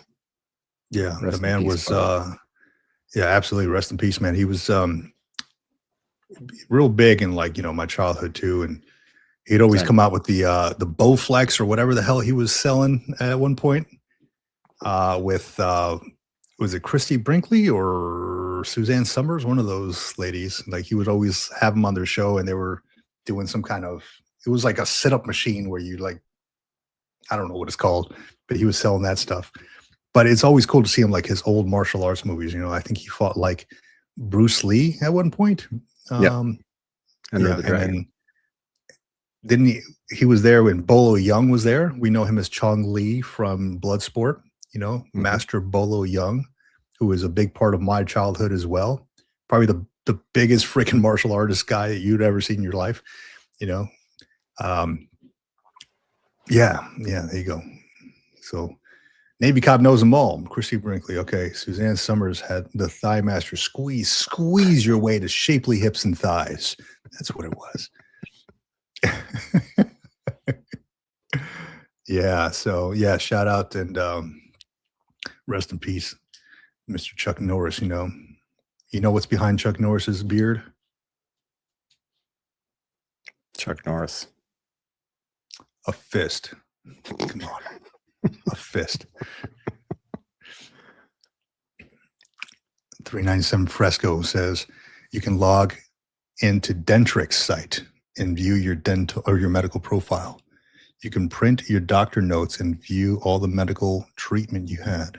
The system came live around 2022 before it was TRICARE. Really? Dentrix, huh? Never knew. Dentrix. Never ever knew. feel like they could But have how do you picked a get to better it? name, though.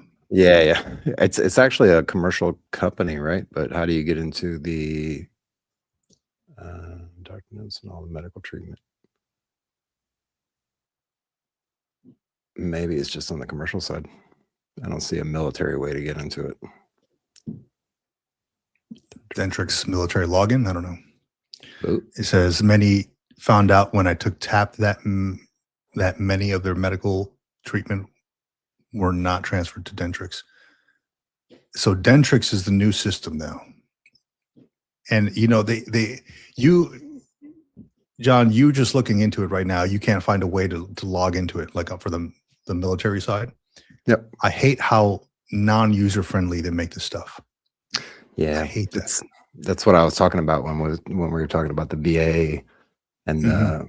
the DOW/DOD Yeah. merging together and sharing information back and forth and creating a partnership so that they can transfer the military service member through to the VA and have a nice easy handshake. Yeah.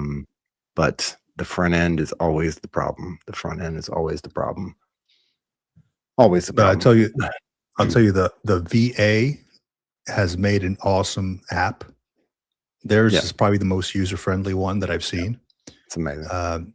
Yeah, you can go in there. You can message your doc, and they usually respond like in a day or so, depending on when you message them.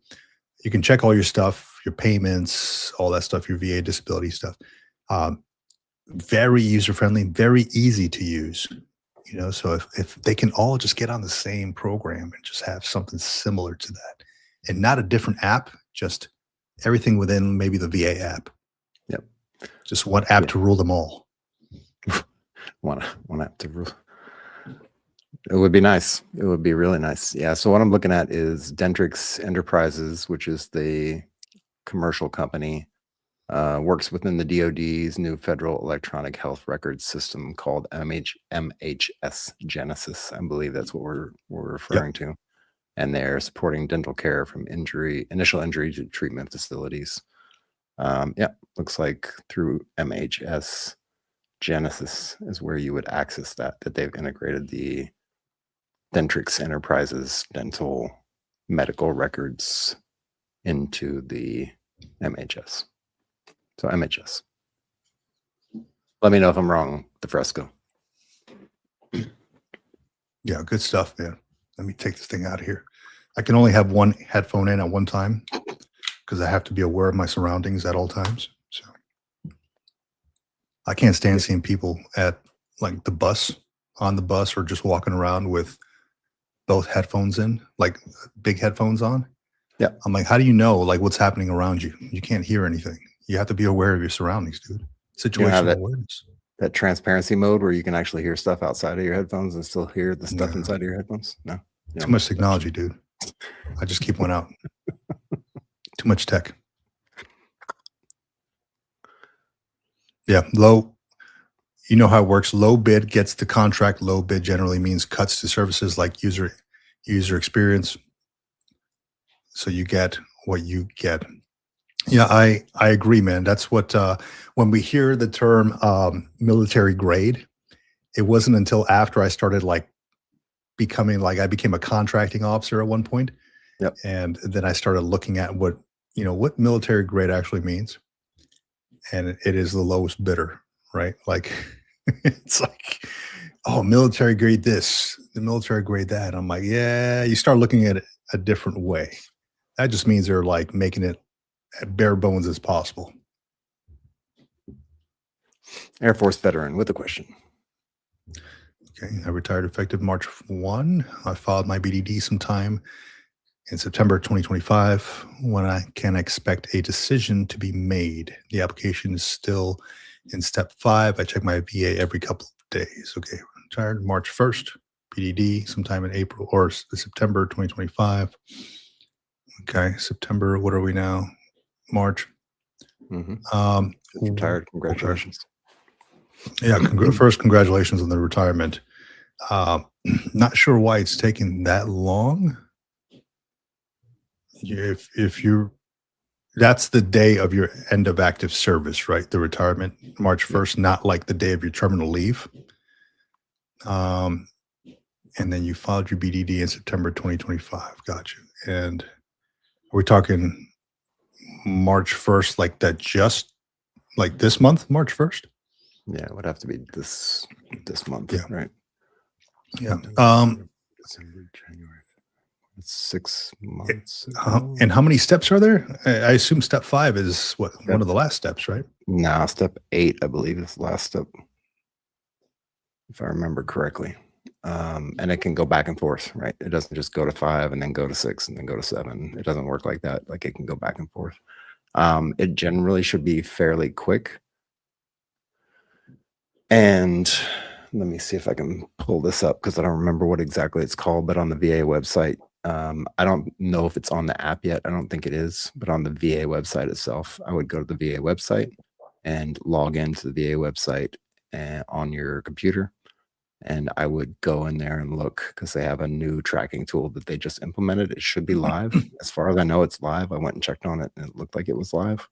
But I don't have any active VA claims, so I can't really tell.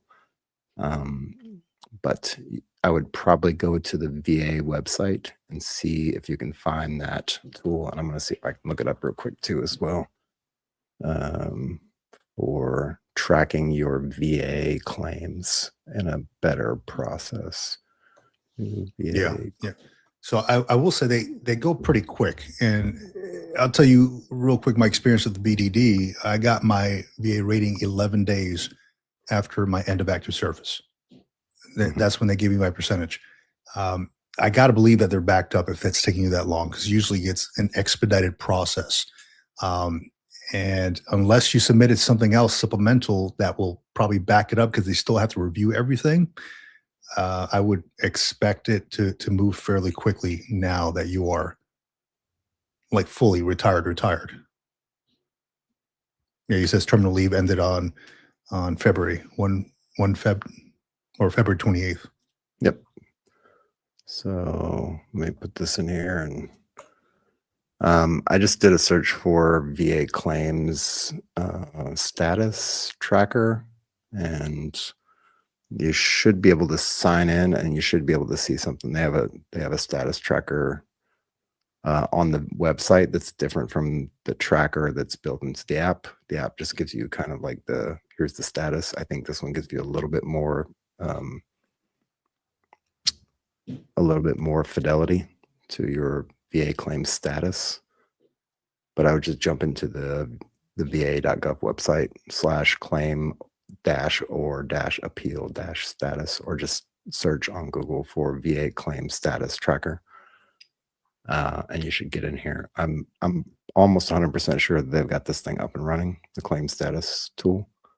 So you should be able to get in there and look at it and see what's going on. And that should give you a little bit more fidelity into your status. Because I believe the app just gives you like, okay, here's where it is. This is the step that it's on. And again, it goes that's what it'll give you. 8 or 9 or something like that, I think, is the steps. Dude, I was in the same boat, man. I was checking my stuff like religiously, like daily. And I'm like, man, this thing is not moving. Why? But I mean, it moved pretty quick. Through the last steps, at least, it moved pretty damn quick. And I was not expecting it. I was at work one day and it just happened to be, I got a call from the DAV. She's like, hey, your thing went through. You got your percentage. I'm like, oh, shit, that's cool. Yep. Thank you for the update. Yeah, so I would expect it like any day now. It should start moving through. I don't know if you already put this on the screen. I kind of zone out when I'm searching stuff for the internet. I'll throw that Oliver Rust 8993. Glad I just tripped over this channel. I'm digging it. Retired Marine here. And yes, I didn't take the correspondence course. Thank you. Well, welcome, Simplify.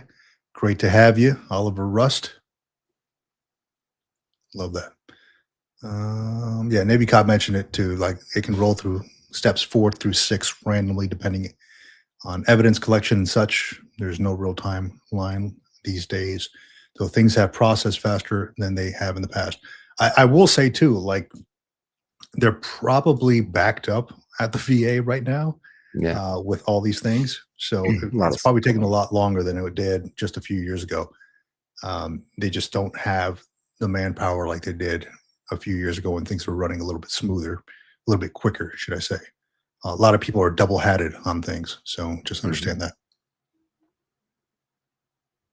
Looking to see if I can tell where I find all my medical records and my x-rays and such going to the BCNR to file a claim. The best place, Tony, is to go to a military medical facility and go take your little ID card up there and say, hey, look, I need a copy of all my medical records and all my x-rays and all my scans and everything. And they should generally be able to get you that within about 2 weeks. It might be quicker now that they've started to integrate all that stuff. And don't forget to ask for dental records as well, because they do have access to it. If you have access to be able to log into um, the site that we just talked about for medical records, the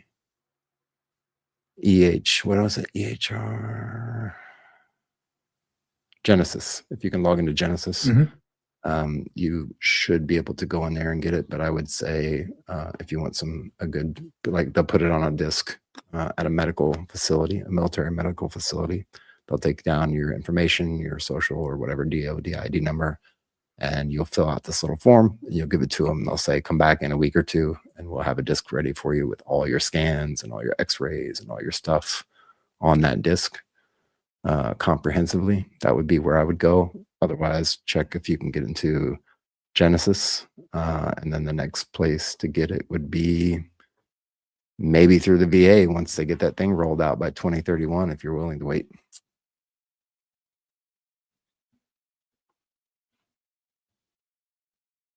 There we go.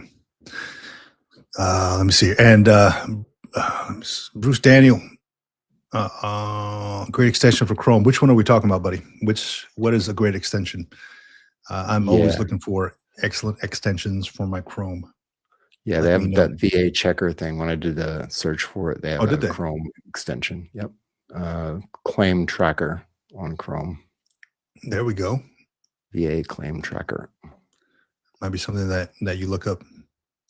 Also, some API hacks. Yeah. He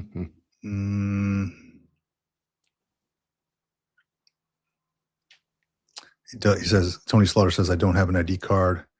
Can I go to the VA headquarters?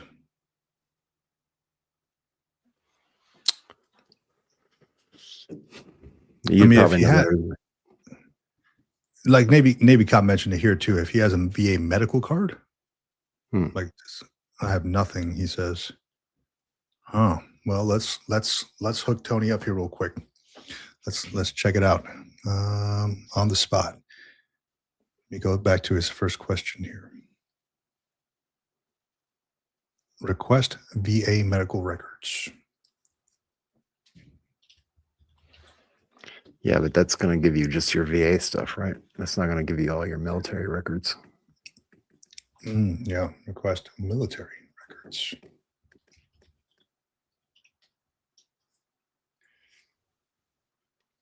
I think you would probably, and you can't get it through MilConnect because MilConnect is just your regular records, right? They don't do. Okay. Right. Let me get my CAC and plug it in real quick, and I'm going to log into MilConnect and see what I can get. So here's what I'm on here real quick. Request your military service records, types of information you can get. I'm looking down here, your medical and health records. Okay. How to request your records from the National Archives. So chances are, Tony Slaughter, if you left the service quite some time ago, chances are they've submitted them to the National Archives. I think the records management pub says 3 years after the last, there's a date attached to them, right? So 3 years after whatever that date is, they have to submit it to the National Archives, according to the records management for Navy and Marine Corps. I don't know what service you were in, but you can request it online, make a new request through this link, takes you to the archives, make a new request, etc. This is probably one of the routes I would go. Let's see, make a new request. eVet Rex, sign in with ID.me, then you would have to sign in with that. So, okay, you left in 2005. Well, I mean, I don't, it doesn't have a timeline on here. I don't think that that would matter. You have to fill out the National Archives request form. Um, if you were discharged, the question was, can I get my records from the DoD? If you were discharged after any of the dates, you can request your records from the DoD through Mill Connect website. So there's a chance for Mill Connect as well if you were discharged after. What service were you on? Okay, you've done all that. And you've already requested it from the National Archives and nothing?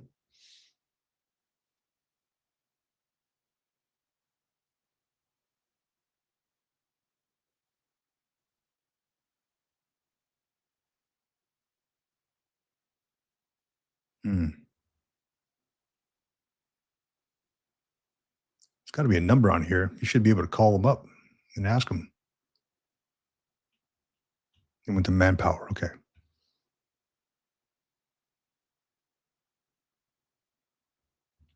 Yeah, you should be able to give them a call and ask what the status is or how exactly you get that.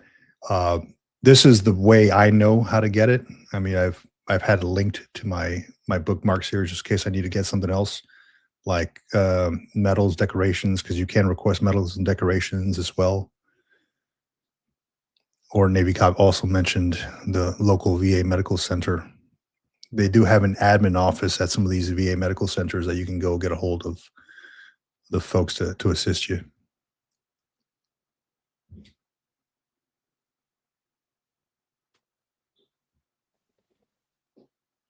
So yeah, it can be if you don't have your records, it can be a bit of a process. Just like Tony Slaughter mentioned, it's always busy.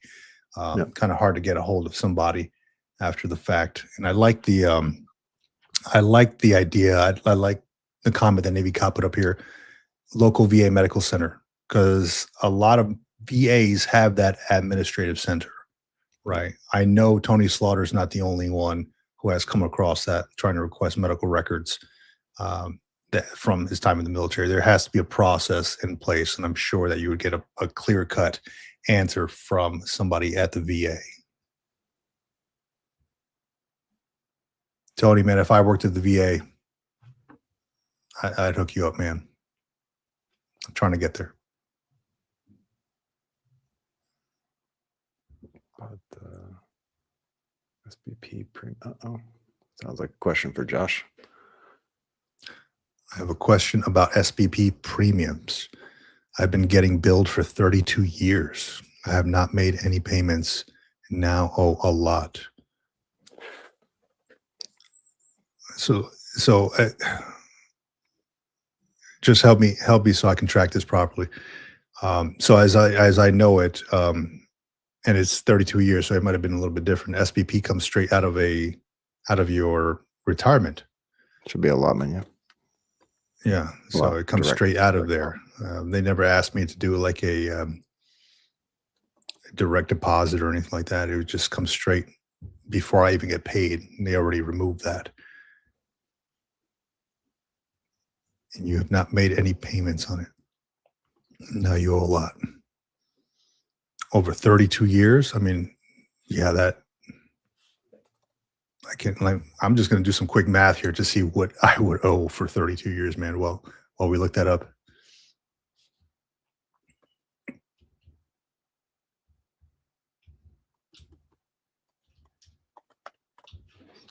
Yeah, that's a ton of money.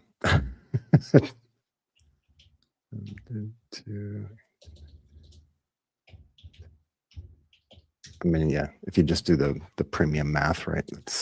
Let's just call it. That's six. Yeah, that's six figures right there, man. Yeah. Let's just call it 250 a month, just generically times 12 times, what do you say, 32? 32 years. Yeah. Yeah. It's a nice chunk of change. Yeah. And that's Well, very strange. that's something I'd have to look up, man. As far as I don't know how they kept you on there? Like, did you know about it?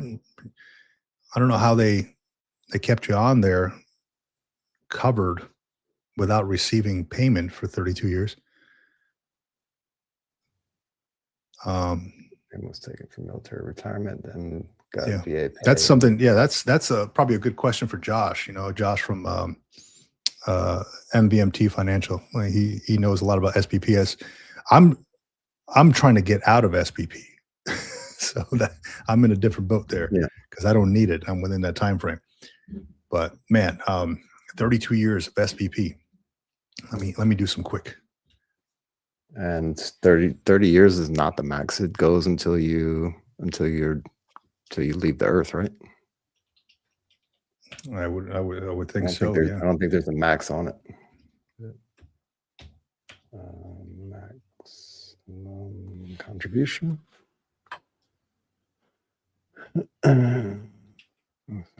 Base pay, annually 55%. Looking it up here. Yep. Annually coverage for retired pay. You have like a missed deduction, a change in beneficiary status.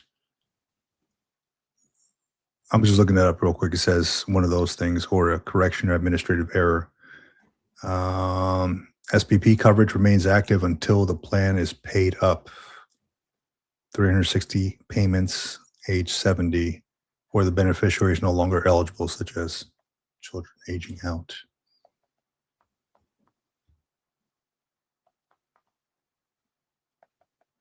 Yeah, I would have filed for an audit as well.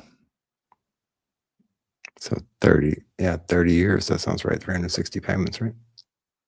It's 12 payments a year for, is that right? I don't know, I'm reading something here. So that's the thing with the SPP is, man, like they kind of spring it on you when you go to pick up the DD 214. Like, hey, make a life decision right now. Right. And a lot of people don't realize.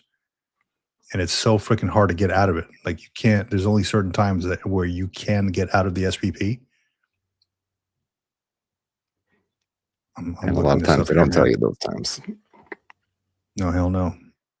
So for anybody out there listening, there's only certain times you can get out of the SPP. I made like a whole video on this thing, and I hate to say, hey, go to my video here, but I mean, yeah, if you want more information, go on the video. So between your second and third year after you retired, after you've been into it consecutively for 5 years, if you're 100% PNT, I think those are the only two. And then something to do with marriage. I can't recall what it was, but there's only like minimal events where you can get out of SPP, completely out of it. And you don't get any money back, right? It's like an insurance thing. You pay towards it. You're covered during that time. You don't get that money back. Or you don't opt into SPP when you go to pick up your DD 214. And you'll find that a lot of times SPP is more expensive than your actual life insurance. I found that out. So that's why I'm like, $1 million policy is less expensive than freaking SPP. That's going to pay your next of kin or your spouse or whatever. What is it, like $1,500 a month? So if you want that peace of mind, that's all good. However, it gets expensive, and you could potentially get a lump sum versus just $1,500 a month potentially. So is it a good deal? I don't know. I think it saves the government money. Because how long are you going to live? How long is your next of kin going to live really? And they're getting paid $1,500 a month, but yet you're paying into this thing.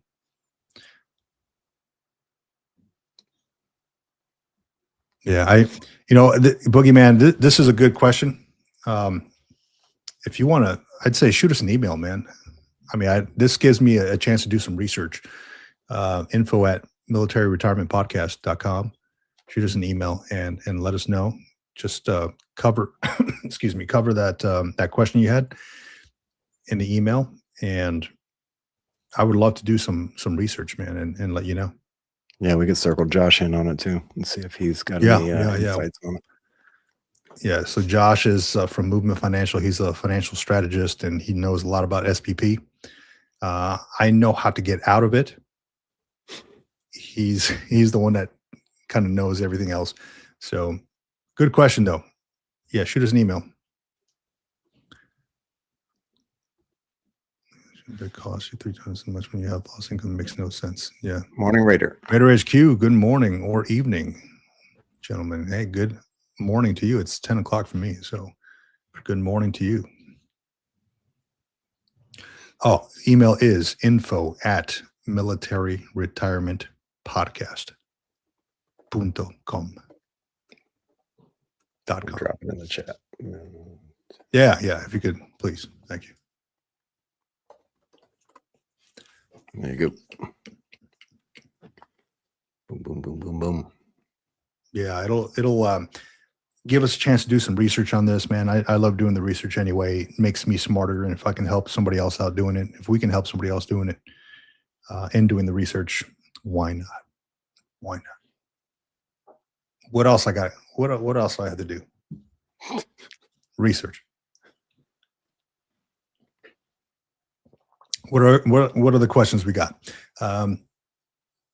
We had let me see here. Where the hell did I save that thing?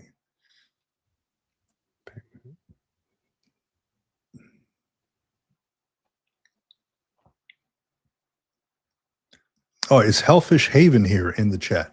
Hellfish Haven sent me a message. So I appreciate it, buddy. So for a while, I'll share this here on the screen here. For a while, I was trying to figure out what this gentleman's name was. So I took a photo with this gentleman. He came to talk to us about his experience with in Pearl Harbor. Excuse me, World War II, Korea, Vietnam veteran, and he gave us a talk. I couldn't remember what his name was. This is me, of course, standing next to him. Went up on stage, just talked to him a little bit about, his experience, and couldn't recall what his name was. And then Hellfish Haven knew exactly who he was. So I appreciate that, buddy, because I was like going through all my photos, and I like to put a name to the face. And I'm like, damn, man, what is this gentleman's name? So this one is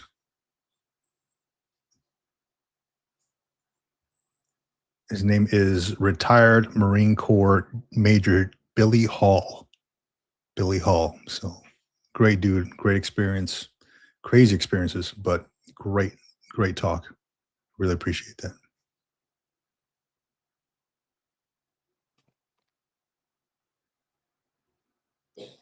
Where'd you get that canteen cup from, Vic? I'd like to know where you got that canteen cup. I got it from Camp Pendleton Marine Corps Exchange 2 days ago. It's ceramic. It's not an actual. Yeah. Thing. Yeah. So I was over in Camp Pendleton over at One Meth about 2 days ago to see a friend get promoted to Chief Warrant Officer 4. A very good friend of mine. Love having folks like that in my circle. And then sure enough, I always pass by the exchange, right? It's like right by the Naval Hospital as soon as you come on base. And I was exiting the base, and I'm like, you know what? Let me stop by over there. Let me go get a cup. And I grabbed a Chief Warrant Officer 3 mug, and I grabbed one of these. So very good piece of gear, man. Kind of awkward to hold though. It looks awkward to hold. Yeah, it is. It's like, I mean, it's probably about the size of a regular canteen, but yeah, they didn't have the officer one. They only had the enlisted gold one. So I figured I was enlisted at one point. Why not? But they didn't have the officer one. So all good. But yeah, Camp Pendleton Marine Corps Exchange. You can get them there. I think they're like $20 or something. Not sponsored. And of course, tax-free. Not sponsored. Yeah. But it's tax-free, right? That's why you go to the exchange. It's all tax-free. That's right. It's awesome. Tax-free. It's great to get like high-end electronics at the exchange. You don't have to pay the extra taxes for it. Yeah, great. Tony Slaughter. I appreciate it, man. Are you saying that I look old now? Because that was only like 2 years ago, but no, no, yeah, that was more like maybe 4 years ago. Um, yeah, it was the facial hair definitely had adds a couple years, man. When I trim it down, I start looking younger, but as I grow it out, I look like my dad. So Oliver Rust, let me know.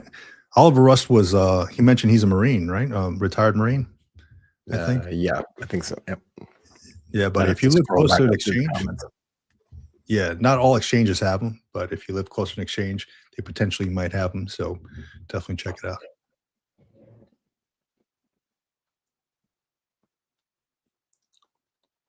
I'm reading this comment here. I don't know, man. I went to the military and I feel like a winner. I feel like a winner just responding to that comment. I feel great.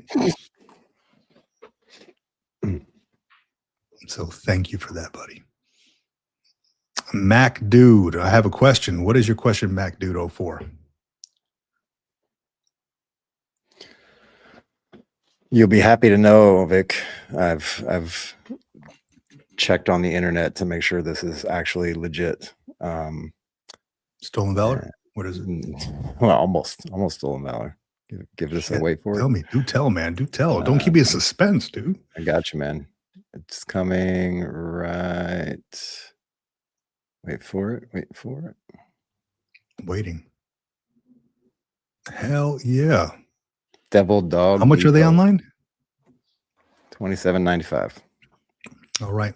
Devil Dog Depot is good to go. They also carry, or they did carry at one point, undercover clips. So good stuff. But Devil yeah, Dog Depot. there you go. That's where you can get it, I guess. Hold on, not sponsored though. So Not sponsored by we'll have, Devil to Dog get, Depot. we'll have to get a hold of Devil Dog Depot and let them know We we gave should them a be shout out. sponsored by them. Should be sponsored by them. All right, Mac Dude. If you're already PNT, but things you have service connected, is it worth it to seek a higher percentage? A higher percentage, PNT. Curious what the percentage is. Yeah, and you don't have to tell us if you don't want to. No, definitely not. Personally, if I was sitting at 100% PNT, and I'm just going to assume that it is, I need a beard. I don't think I would tickle the bear, as they call it. How do they say it? Tickle the bear, poke the bear. Poke the bear. Yeah. I don't know that I would either, man. Especially right now. Now, SMKs are a different thing, I believe. Right. Exactly. SMKs are different. Like, so if there's any kind of loss of limbs, yeah, things like that, you can go down the SMK list. That's a different thing. But I mean, if you're sitting at 100% PNT, I wouldn't. Now, yeah. Example, foot pain is now 30%, which contributes to the PNT, but foot pain is worse now. But you can still get seen for your foot pain, right? Mm-hmm. I mean, you have a rating. You can go to the doc and to the VA and have it seen. Now, I will say, I would not, if I was sitting at 100% PNT, I don't know that there's any reason that I would seek a higher percentage, because then you open yourself up to reevaluations. I've always been told that, and that's what I believe. If I was 100% PNT, I probably wouldn't do it. Given what I am right now, I probably still wouldn't do it because I'm good with what I got. So, but the SMC is a different thing. You may want to look into that.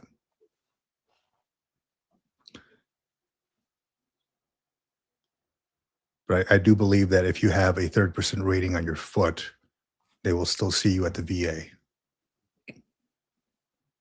I mean, I've got things with lower ratings myself, and they still see me at the VA for these things. So I don't know that it matters how high the rating is. Maybe it does, but they still see me, no questions asked.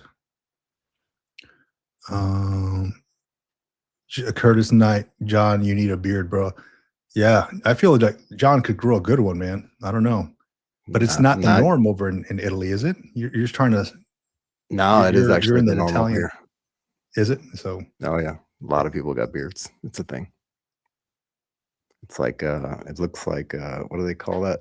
Up in I think it started out there in Navy cops territory where they call it no, the not hipsters, hipsters the with the beards and lumberjacks. the flannel Yeah, shirts. yeah, yeah. Yeah, that's the thing over here. I feel like Very, you look like a what's the word? A not a hipster. It'll come to a me. hippie, No, not a hippie either. No, it'll come to me. like ZZ Top.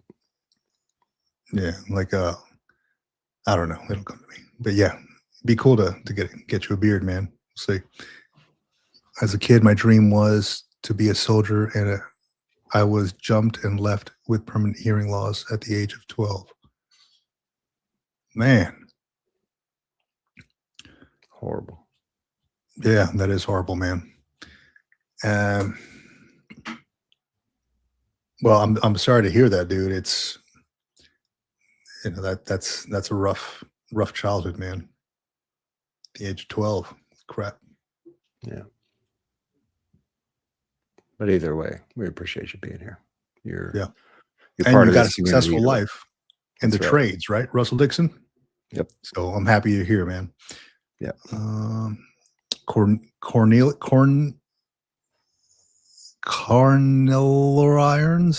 Irons. Cornell Irons 5348. Work on SMC. All right, yeah, that's in response to Mac, dude, I assume. Mhm. Poke that damn bear, he says. Most ratings are static. If you're over the 10-year mark, then poke away. Yeah. True. Also true. Right. Navy cop, man. You got a man bun?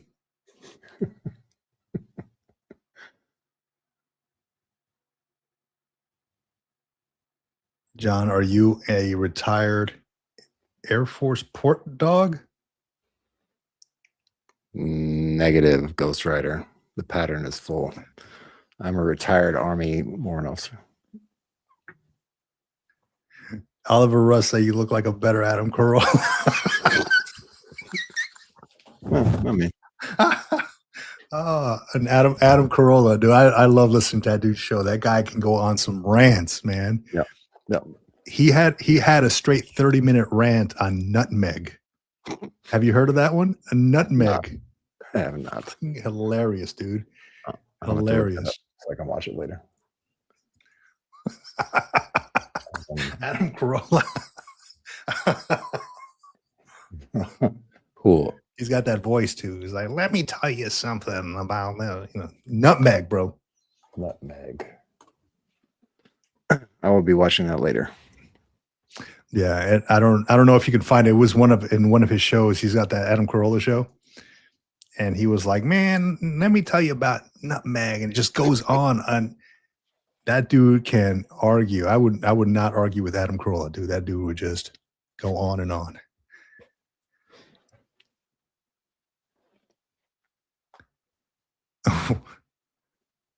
What am I reading here? My dad was in the VA hospital, and this Vietnam vet lived his whole life, then decided to grow up punana. What?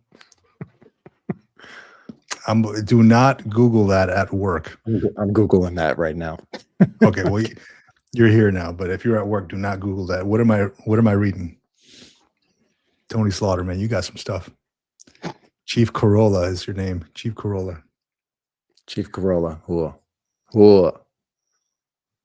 That's great, man. That's a new one. I can't unsee that now.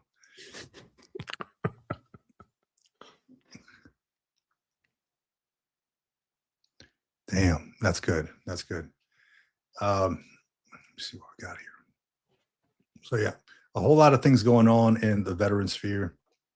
A whole lot of changes, updates. Just what I would say to everybody is just stay cognizant of it. Don't overwhelm yourself with all the news crap. A panocha. Well, that's a whole different thing. Okay, so I understand. He did the not the military to civilian transition. He did the other kind of transition. Gotcha. So, Tony Slaughter. Ah, damn. This is good. This is a good start to my Sunday. This is good. I like this.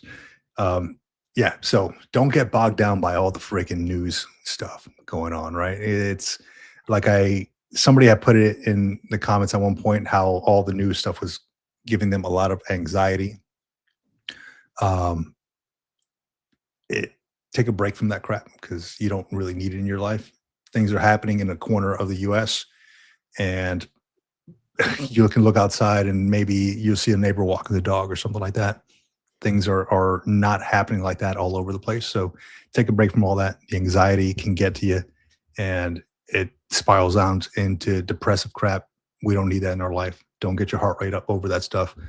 Chill out, have some fun, go outside, get some sun, do what you got to do just to live a good life, live another day, man. That's what it's about.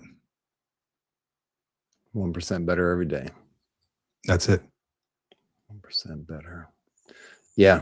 Oh, And like we said in the very beginning, we were talking, mindset is a thing, right? Mindset is definitely a thing. And oh yeah. the news cycle is not going to put you in the right mindset, but even if you've already been out for a while,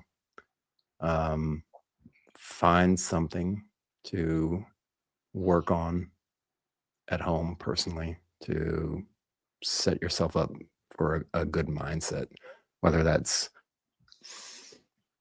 meditation, whether it's journaling, whether it's making pottery, playing guitar, playing the drums, taking a hike with the dog. Find a space where you can put this little rectangle, glowing rectangle down for a minute and do something with your Yeah. hands, do something physical, do something, that requires not this. Hopefully. I mean, you're gonna have to pull it out every once in a while either way if you gotta look something up. I understand that, but just setting aside 5 minutes, 10 minutes, 20 minutes, 30 minutes to put that thing aside and do something kinetic with your body and your mind, Yes. and get out of the trance of the news cycle and the doom scrolling, and that will set you up for a lot of really good things. It might not come immediately, you might not notice it immediately, but you will notice it over time if you continue to do that on a regular basis. It Absolutely. will happen. Yeah. Been proven by You know what science. I came across too, excuse me, as doing all the school stuff with the human behavior and psychology and all that, I came across um, binaural beats. I've heard it before. Yep. I started listening to it yesterday. I started writing my paper, and I'm doing drugs in American society, right? This whole class, and I had to do a discussion question, and I'm kind of all over the place. Like, just like I forget about what I'm thinking about. If I don't completely like close myself off and focus, Yep. I lose it. I cannot retain the focus, right? If I don't have my green logbooks or my logbooks here with me. So then I thought, you know what? Let me look at it's delta and theta are more for like sleep. These are the sound waves. And alpha, beta, and gamma. I got it written here on my wall. Different hertz, different frequencies help you focus a little bit more. And I found that actually sitting down and putting on 40 hertz, which is gamma, is great for deep focus.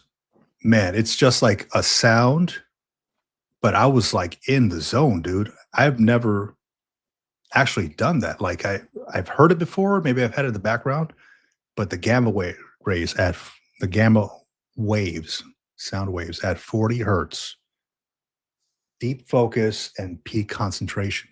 If you're looking at beta, 12 to 30 hertz, active analytical thinking, that's what it's best for. And the alpha waves, 8 to 12 hertz, are good for reading and light study.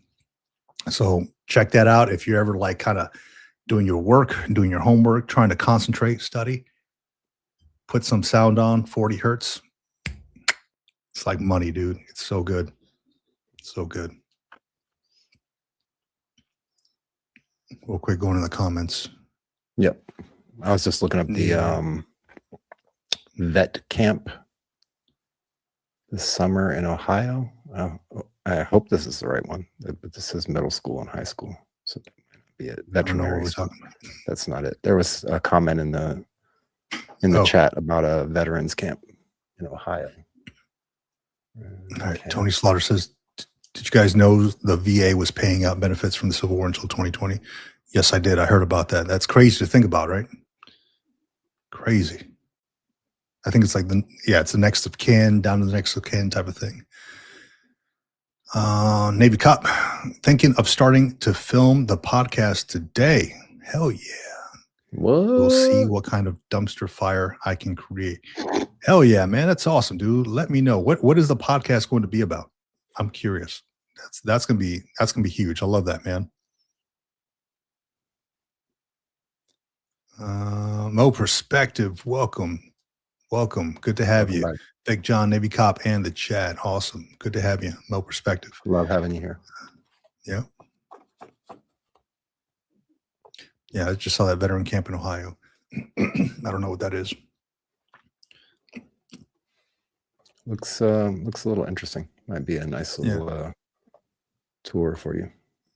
Yeah, somebody mentioned about Combat Craig too. So I've heard of Combat Craig. I've seen some of his videos, not too many, before he passed away. Unfortunately, he did pass away. They had his funeral not too long ago, and I mean, he knew his stuff. You know, from what I understand, the gentleman fell while he was in his house, hit his head, and passed away that way. So it's unfortunate. It goes to show you how precious our lives are, you know, how short-lived they can be, but I got to live every day you got to live in the present every day. Because you just don't know. Veteran camp. Looks promising. Looks interesting. So what do you do? Is it walking uphill? What is it? Man, veteran camp camaraderie. Is there are they missing a comma? Or is it just a man veteran camp? Man veteran camp camaraderie. So I'd have to look at this. Is it one of those like, hey, you pay towards this and they help you feel like a man? Like how, I don't know enough about it. I think you've seen those courses, right? Where they have like the Navy SEAL courses and stuff like that. You can go out here on the beach and see early in the morning and see people, groups of people getting yelled at. getting yelled at. You can find those here. I don't know. I've never heard of this. I'm curious. What's the link for this? Veterancamp.us. .us, huh? Veterancamp.us. Regular registration is $129.99. Discount will be reflected at checkout. Donations from generous veteran supporters have allowed us to reduce registration in 2026 to $69.99. It's only okay. It's one of these. $70. Okay, I see. All right, I see what this is. Okay, it's a camaraderie type of camp. All right. Yep. Get together, hang out in the woods, decompress a little. All right. Not bad. Looks nice. Thanks for whoever put that in the chat. I forget who wrote that in there. It says veteran camp is for men who are actively serving or have served in the U.S. Armed Forces, as well as men who have served in the military outside the U.S.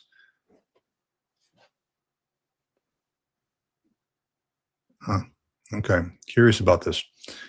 I've not heard about it. Yep. Never heard, never been. Yeah. I don't know. Davey Cobb says podcast is focused on speaking to those vets that stay in the shadows. my experience of becoming solitary, dealing with social anxiety, loss of tribe, and things I'm doing to cope with the transition. It's incredible sometimes to me, and I thank you for sharing that Navy cop. But it's it's eye opening how long the transition can last for a lot of veterans, right? Um, I've been retired for 2 years, man. I feel like I'm still in the transition.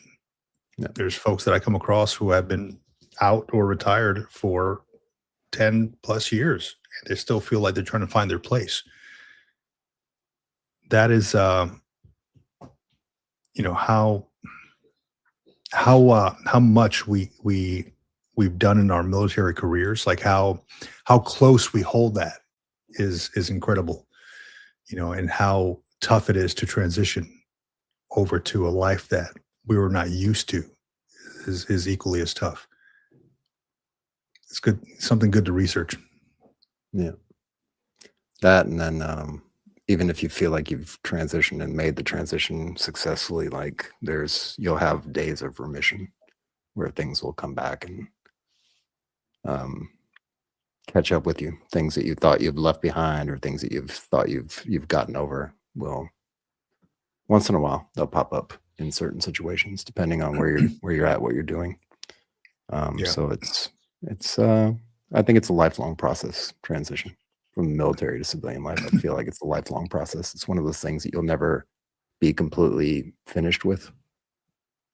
Yeah, I agree. I agree. And I'll tell you, like at the beginning of the week, I was me personally, I was feeling a little down, and it's okay to be like sad, right? It's okay to not feel right. Yeah. We're humans, we have emotions. So I wasn't feeling right, and I found myself kind of stuck. Like I sit here, I'm doing the school stuff, I'm working on stuff, and I'm like, man, I have not been outside in like a day or 2 days. If anything, just to water the I have a couple of citrus trees in the backyard, just to water those things. And so I had to get outside. And then lucky enough, and I find it was a sign. I see it as a sign. Where my buddy texts me, he's like, "Hey, dude, I'm getting promoted tomorrow. Can you come?" That's my sign to go get out of the Yeah. house and go do something. And I was able to congregate with civilians out there and military service members out there and veterans, right? So it gave me a chance to get out of that hole and go outside. It just felt so good to have that human connection, talk to somebody else in person, right? And it's great to talk to folks on the live stream, on over Zoom or whatever, Yeah. but nothing can substitute that human connection, that real like handshake or whatever hug and all that.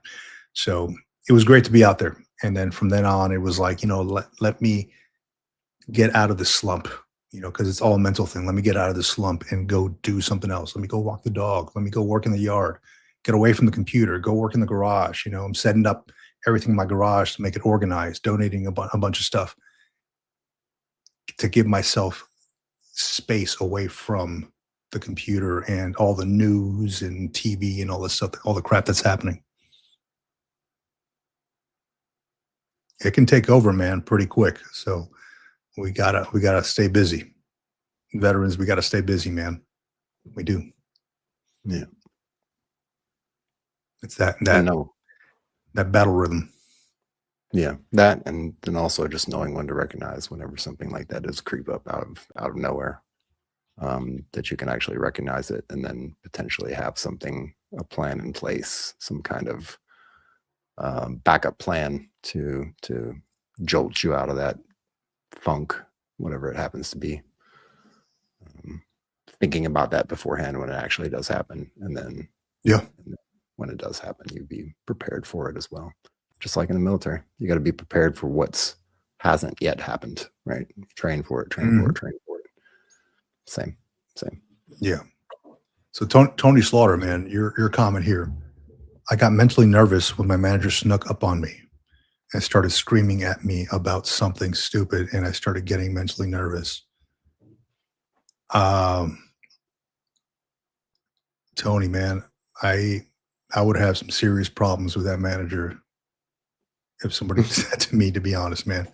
First off, sneaking up on somebody and yelling at them, man. I don't know what the situation was, but they it would not be a good conversation. You can't, there has to be boundaries, even with management, right? Even with at work, there has to be boundaries.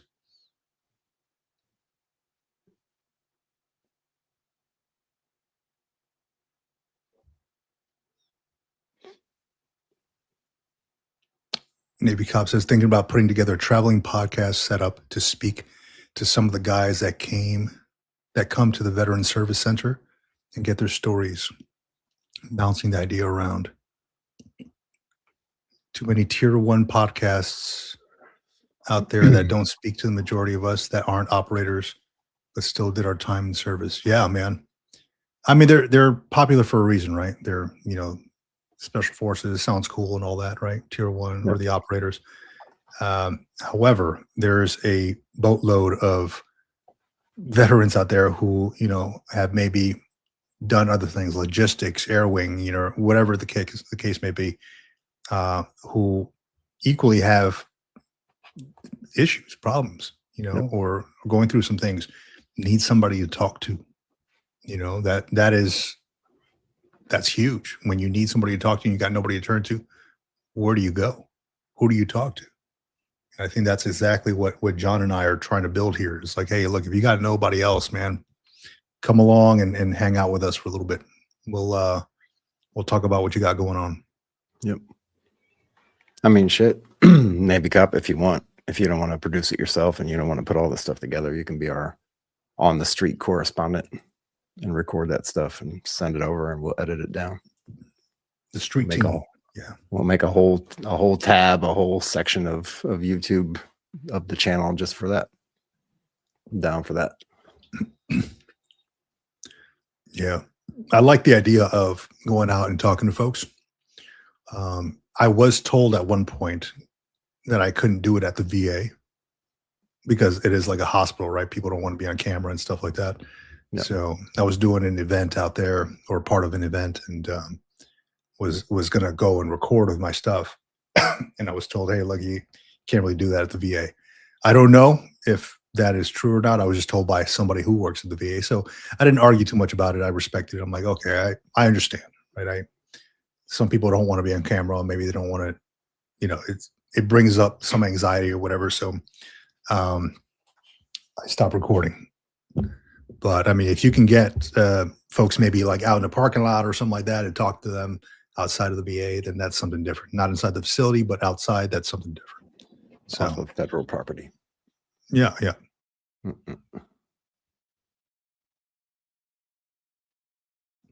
Excuse me, man.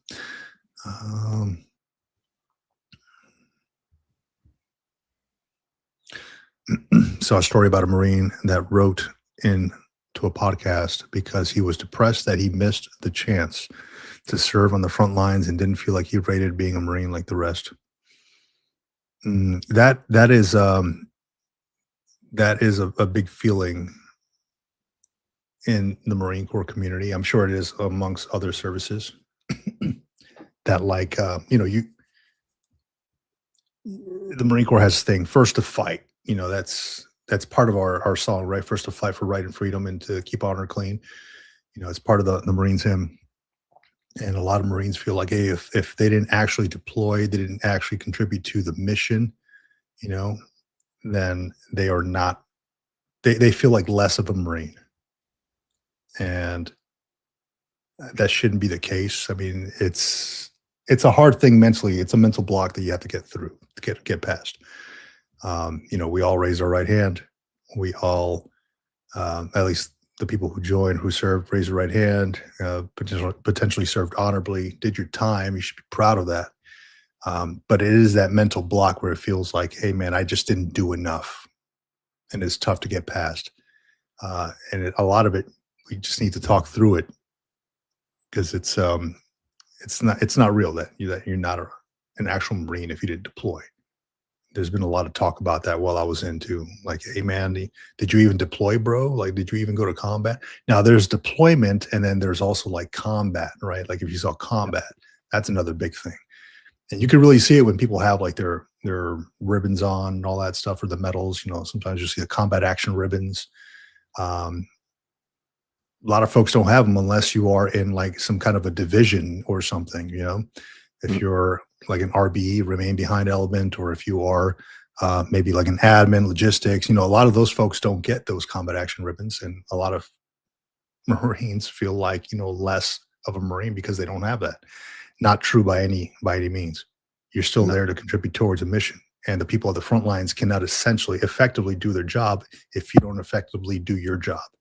So by providing them whatever it is, beans, bullets, and band-aids, etc.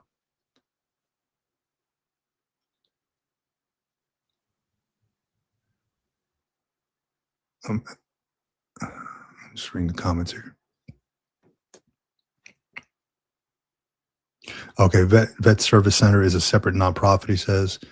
Yeah. So I would check with them how something like that would work. Wouldn't go on VA property because that is a safe space for vets. Another thing you do, Navy cop, and something I've been doing was get a hold of VFWs or American Legions and ask if you can use a space somewhere in the back, maybe like a table, maybe an office or something like that they may have to do maybe podcast interviews, talk to people there. I've gone to several VAs or VFWs, excuse me, to ask them about that. Some of them are more lenient than others. I've encountered some that are saying, hey, look, you can rent out our space for $175 or whatever. I'm like, well, I just need it for like an hour, you know? So some of them are very receptive and saying, hey, look, you know, that's cool with us. You can use it here. So it all depends, but maybe the VFWs or the American Legions, if you're a member of those.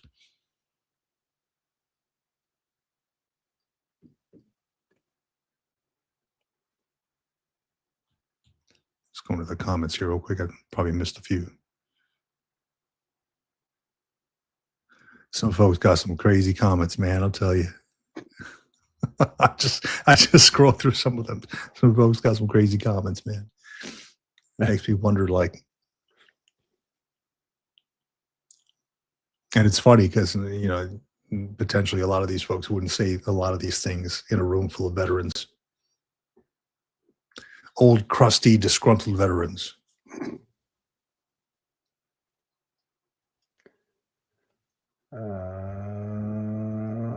What you got?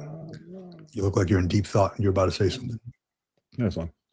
29 AD, retired as AD1. What's an AD1? Active duty 1. Either way, 20 years.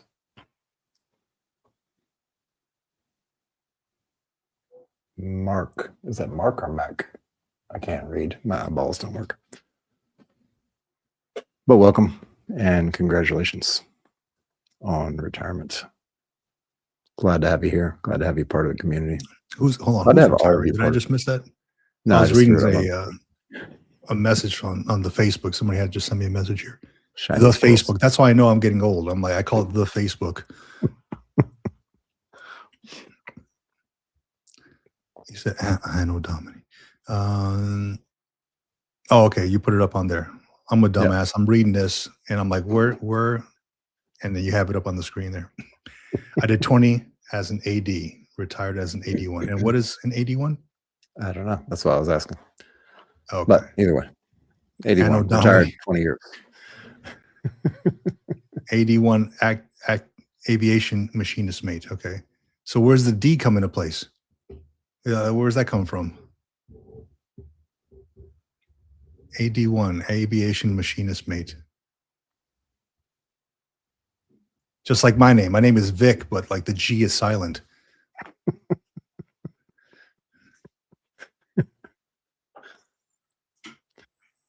VFW life member, and they also focus on the community. Yeah, good stuff. Good stuff.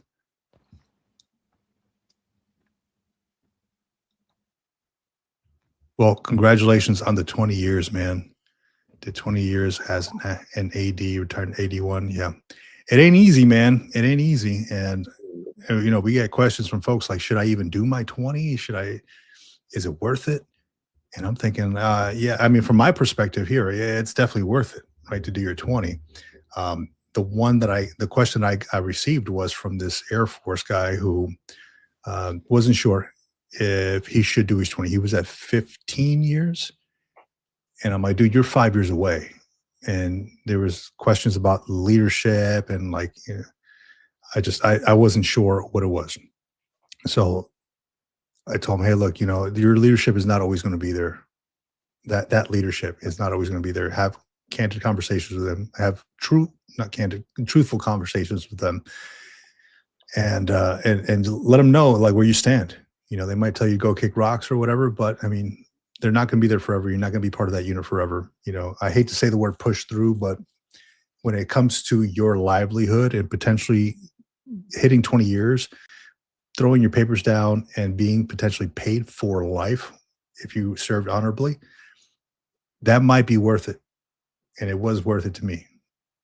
So I was happy to do my 20. And, if you're at 15, you're considering getting out, I would say stay in. Depending on your situation, I'd say stay in because come 5 years later, you're going to be potentially kicking yourself in the behind thinking, man, I could have retired by now. Yeah, I've had that conversation too many times with too many people. Who was this guy commenting on here? Don't worry. Navy cops got it under control. Don't worry. Okay. All right. I don't even know what that means. And if I'm reading the letters correctly, what he just wrote means frying pan in Spanish. So I don't know. Well, with an A.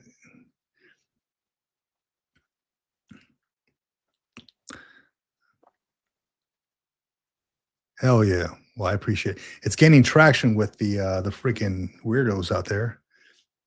We'll see. Everybody's got a comment on this stuff. The point is, the idea with the whole podcast and the Green Law Book and Military Retirement Podcast is to form a community around like-minded veterans, active duty service members, and people who just want to have that sense of camaraderie in the tribe.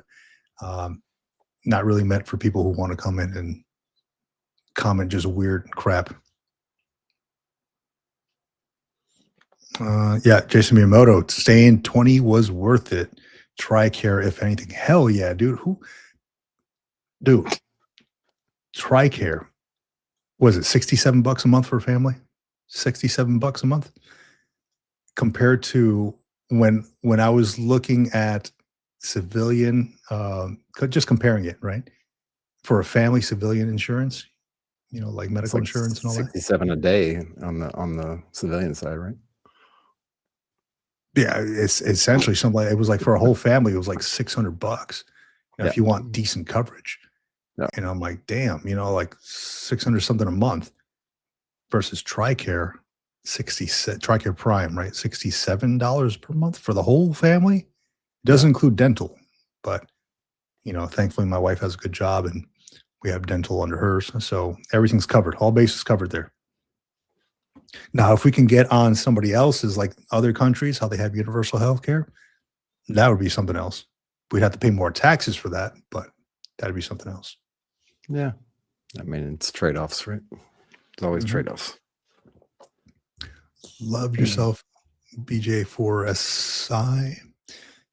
Thank you, Vic and John, for your military service and continuing to serve our brothers and sisters. God bless you and your family. Semper Fidelis. Very respectfully, Master Sergeant, USMC. Well, I appreciate you, man. Thank you very much. Semper Fi, and thank you for your comment. Very kind. Very kind. Yeah, I appreciate it.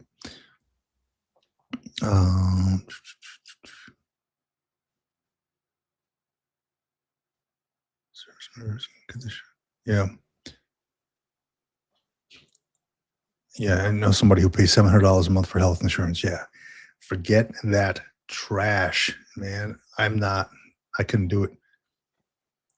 I mean, I could, but I wouldn't want to do it. Not the place I want to be. Rather not do it. Yeah, rather not do it. So, John, man, I excuse me. Let me grab this real quick. And I want to show you this book I'm reading here. Give me a second. Okay. Work for the VA. My partner's paid $550 a month plus.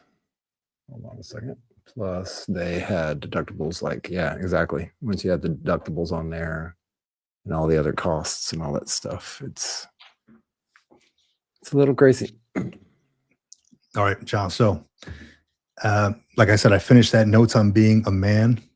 Yep. Great stuff. And the weirdest thing, right? So I was watching that Star Talk, right, with Neil deGrasse Tyson, and love the dude, right? I just love the way he explains things so clearly. And then I started listening to another podcast, and they both brought up the same thing, the same book. And I'm like, oh, let me check that book out. It was about specialists versus generalists.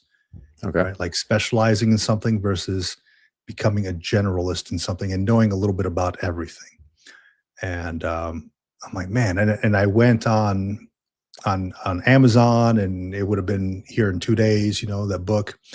Then I looked on Barnes and Noble. They had it in stock at the local Barnes and Noble here. I'm like, man, but it was a lot. It was like $20. Yeah. I'm like, man, I got to get this book in my hands because I love the way they were talking about it, and it had great reviews. I go in my garage. I'm cleaning up the garage, get away from, the whole computer thing. And sure enough, that exact book was on my floor in the garage, dude. I don't recall buying it. I might have did like a book haul and I just grabbed it at one point in time. Don't recall buying it at all. But it is called Range. Why Generalists Triumph in a Specialized World, by, unfortunately, the name is David Epstein, but it is by David Epstein, right?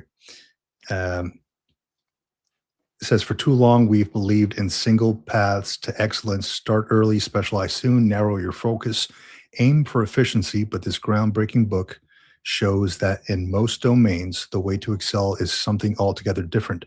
Sample widely, gain a breadth of experience, take detours, and experiment relentlessly.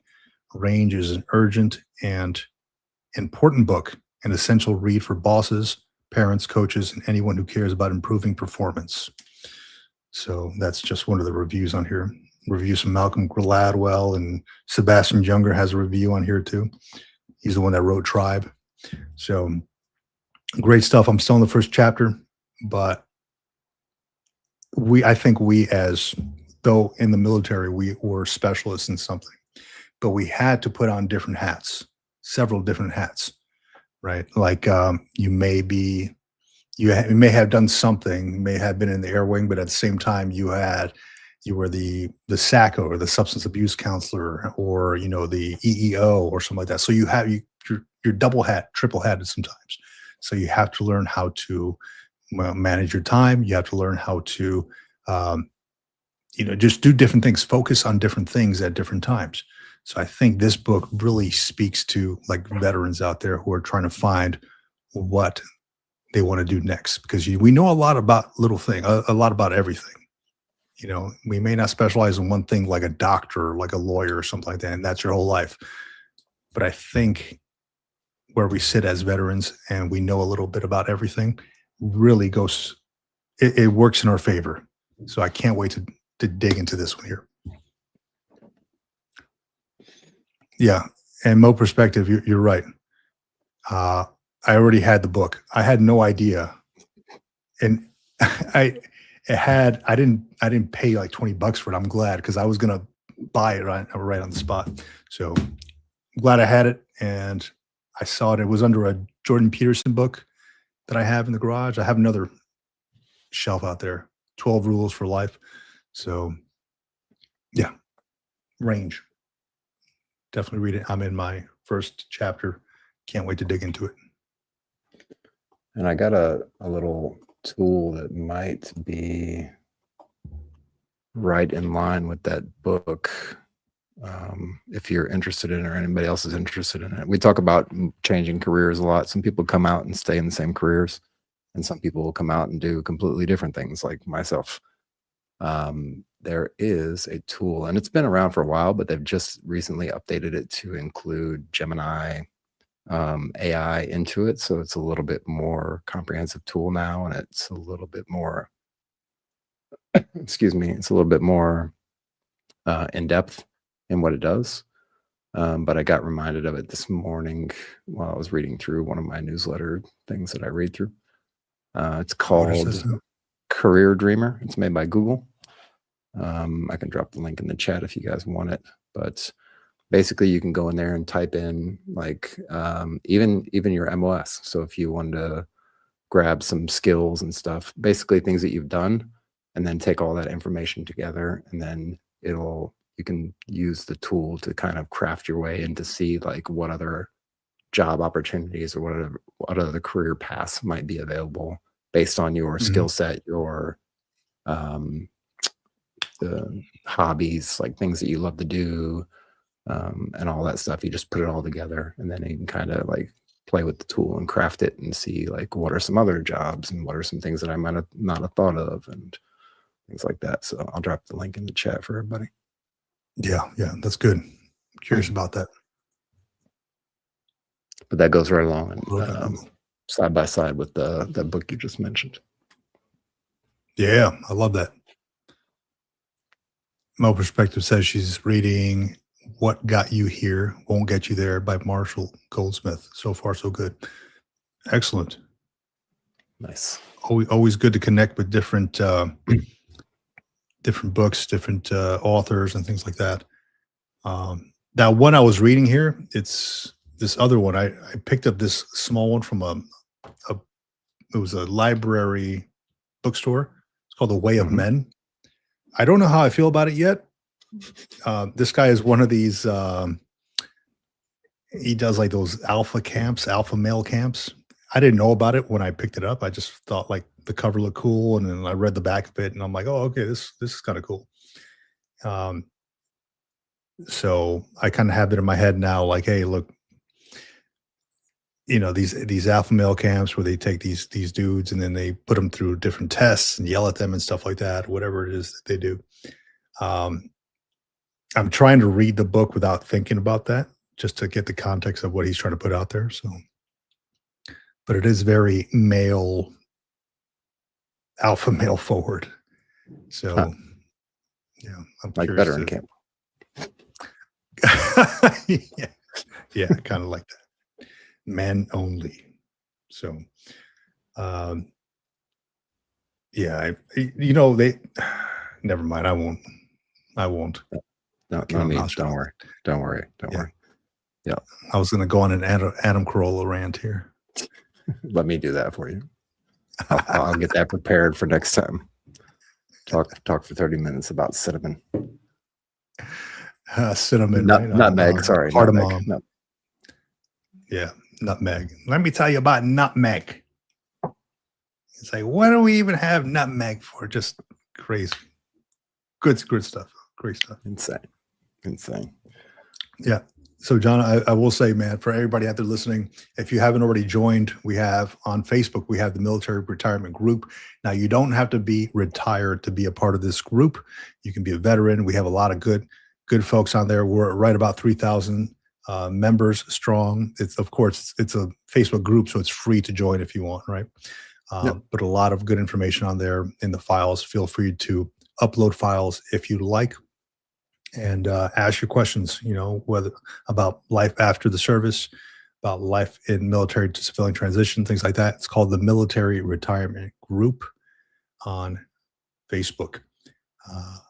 What else do we have in it? I want to give a shout out to a few of our sponsors. So they're the ones that help keep the Green Logbook and Military Retirement Podcast going. First sponsor is Wild Bill's Craft Beverage Company. They're looking for veterans to become franchisees. So Wild Bill's Craft Beverage Company, go to drinkwildbills.com. Shout out to them. Shout out to American Fidelity Financial. So American Fidelity Financial, one of the biggest things that I had when I was leaving the service was, one of the biggest things I missed was getting life insurance before I actually did my VA disability. So, or my claim. So definitely get your life insurance in check. And, we're teamed up. The Green Blog Book is teamed up with American Fidelity Financial. So definitely check them out. We have Movement Financial. I'm sorry, it's American Fidelity Life Insurance, not American Fidelity Financial. I messed it up. American Fidelity Life Insurance. We have Movement Financial. Josh Cantrell runs that one. He's a financial strategist, and he does great things. We have him on the podcast sometimes, and he talks a lot of good finance stuff, things that we're not experts in, we're not licensed in, but he is, so he can talk some good stuff. Oh, okay. So yeah, and who else? Did we miss anybody else? Nope, I think that's it. That's it. All right. Navy Cop asks. Okay, so yes, let me address this. Navy Cop, how's that video on sponsorships going there, Vic? Just throwing that out there. That's great, dude. I'm trying. I've got like 5 different channels. A lot of them are not like active because a lot of them I just use them to upload stuff like family videos or regular videos, Marine Corps stuff. So it's coming, buddy. I might just sit there and do a live stream on it. I don't know, just to make it easier. But the idea here is I have another channel called Vic Learns Content. Okay, it's on YouTube, Vic Learns Content. And essentially, it's me learning the whole YouTube process and me being a person over 40 years old and how I do this though. Like, do this, what I use as a microphone for cameras, YouTube setups, going out and filming in public, finding places to film, different microphones, things like that. And I mentioned, hey, look, I want to make a video on sponsorships, how I was able to lock on these sponsorships, how I was able to do the contracts for these sponsorships, things like that.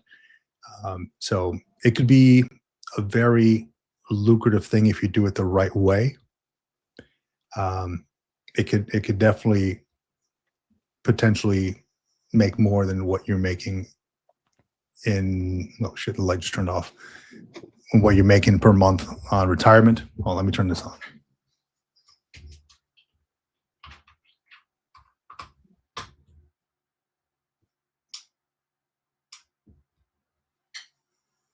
But the idea here is don't rely on YouTube itself because YouTube will only pay you so much.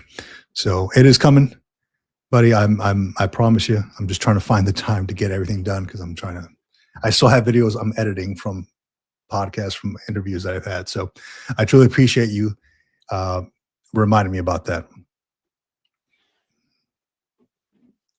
Chief.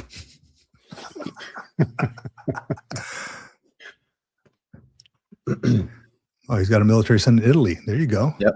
Tell him to reach out if he ever wants to come to Sicily. Tell him to come on down. I'll set him up wherever he needs to be. Right here.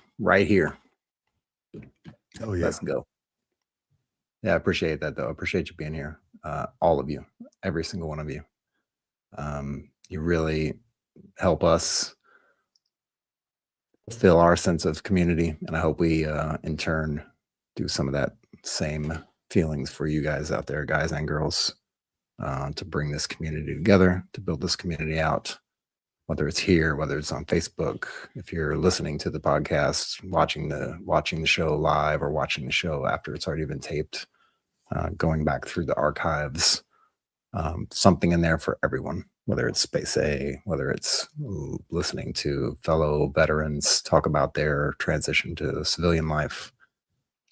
We appreciate every single one of you. And we also appreciate all the folks who are sponsoring our efforts as well and trying to help us keep the lights on, keep bills paid. Stuff ain't free, but we do it. We manage, and we do definitely appreciate every single person involved in this, from you in the audience to everyone else, our families, our spouses, our kids, everybody who support us in this. We are here for you. You know what, John? I'm glad I didn't have to use this today because I was ready to fill it out. AK-47? No. Let me. Today was a good day. I had generated a page 11 for anybody who didn't come today. counseled this date due to violation of Article 86, unauthorized absence. You were told to show up at 08 to the Military Retirement Podcast and simply disregard the order. Don't be the one. You can seek assistance by liking and subscribing to the Green Logbook and Military Retirement Podcast. I almost signed it. I almost filled it out, but I'm glad everybody showed up. So no need to put any administrative paperwork into your OMPF. That needs to be on a t-shirt or a blanket. A page 11 blanket. Page 11 blanket. There you go. Oh man, hell no. All right. So with that, yeah, it was great to share in some time, some camaraderie, some talk, and some coffee with folks out there. You know, I'll be putting out more content here this week on the Green Logbook, and then of course every Sunday. I think we've been doing it for what 2 years now. The Military Retirement Podcast. Going on 2 years, maybe? A couple years. But almost damn near every Sunday for almost 2 years. We're here. Yeah. If you all want to connect and talk. Yeah. So it's definitely fun. It's definitely great to talk to folks and just have some laughs, man, and talk about what's going on in the world in the weeks, during the week, etc. So great to have everybody here. Let me see real quick before we get out of here. 2 years. Wow. Amazing. Yeah, it's been almost 2 years, huh? Just about 2 years. Yeah. I remember sitting there in my cold ass garage doing this. Right, it's like tucked in right behind the 73 Pontiac there. Yep. Chief, skinny crap, John. Page 11. I have plenty of those. Yeah, there you go. No need to worry about those anymore, right? Untrackable 5705. Welcome to the podcast. Welcome to the show. Who are we? Just us, I suppose, unless we are I. But unless I think we are us, then we are just we. Right? More yes. Perspective. Thanks, guys. Have a great week. Thank you all. I'm good now. Awesome. And yeah, definitely get a hold of us. I'll be releasing some more videos on the Green Logbook. And with that, thanks for joining us out here.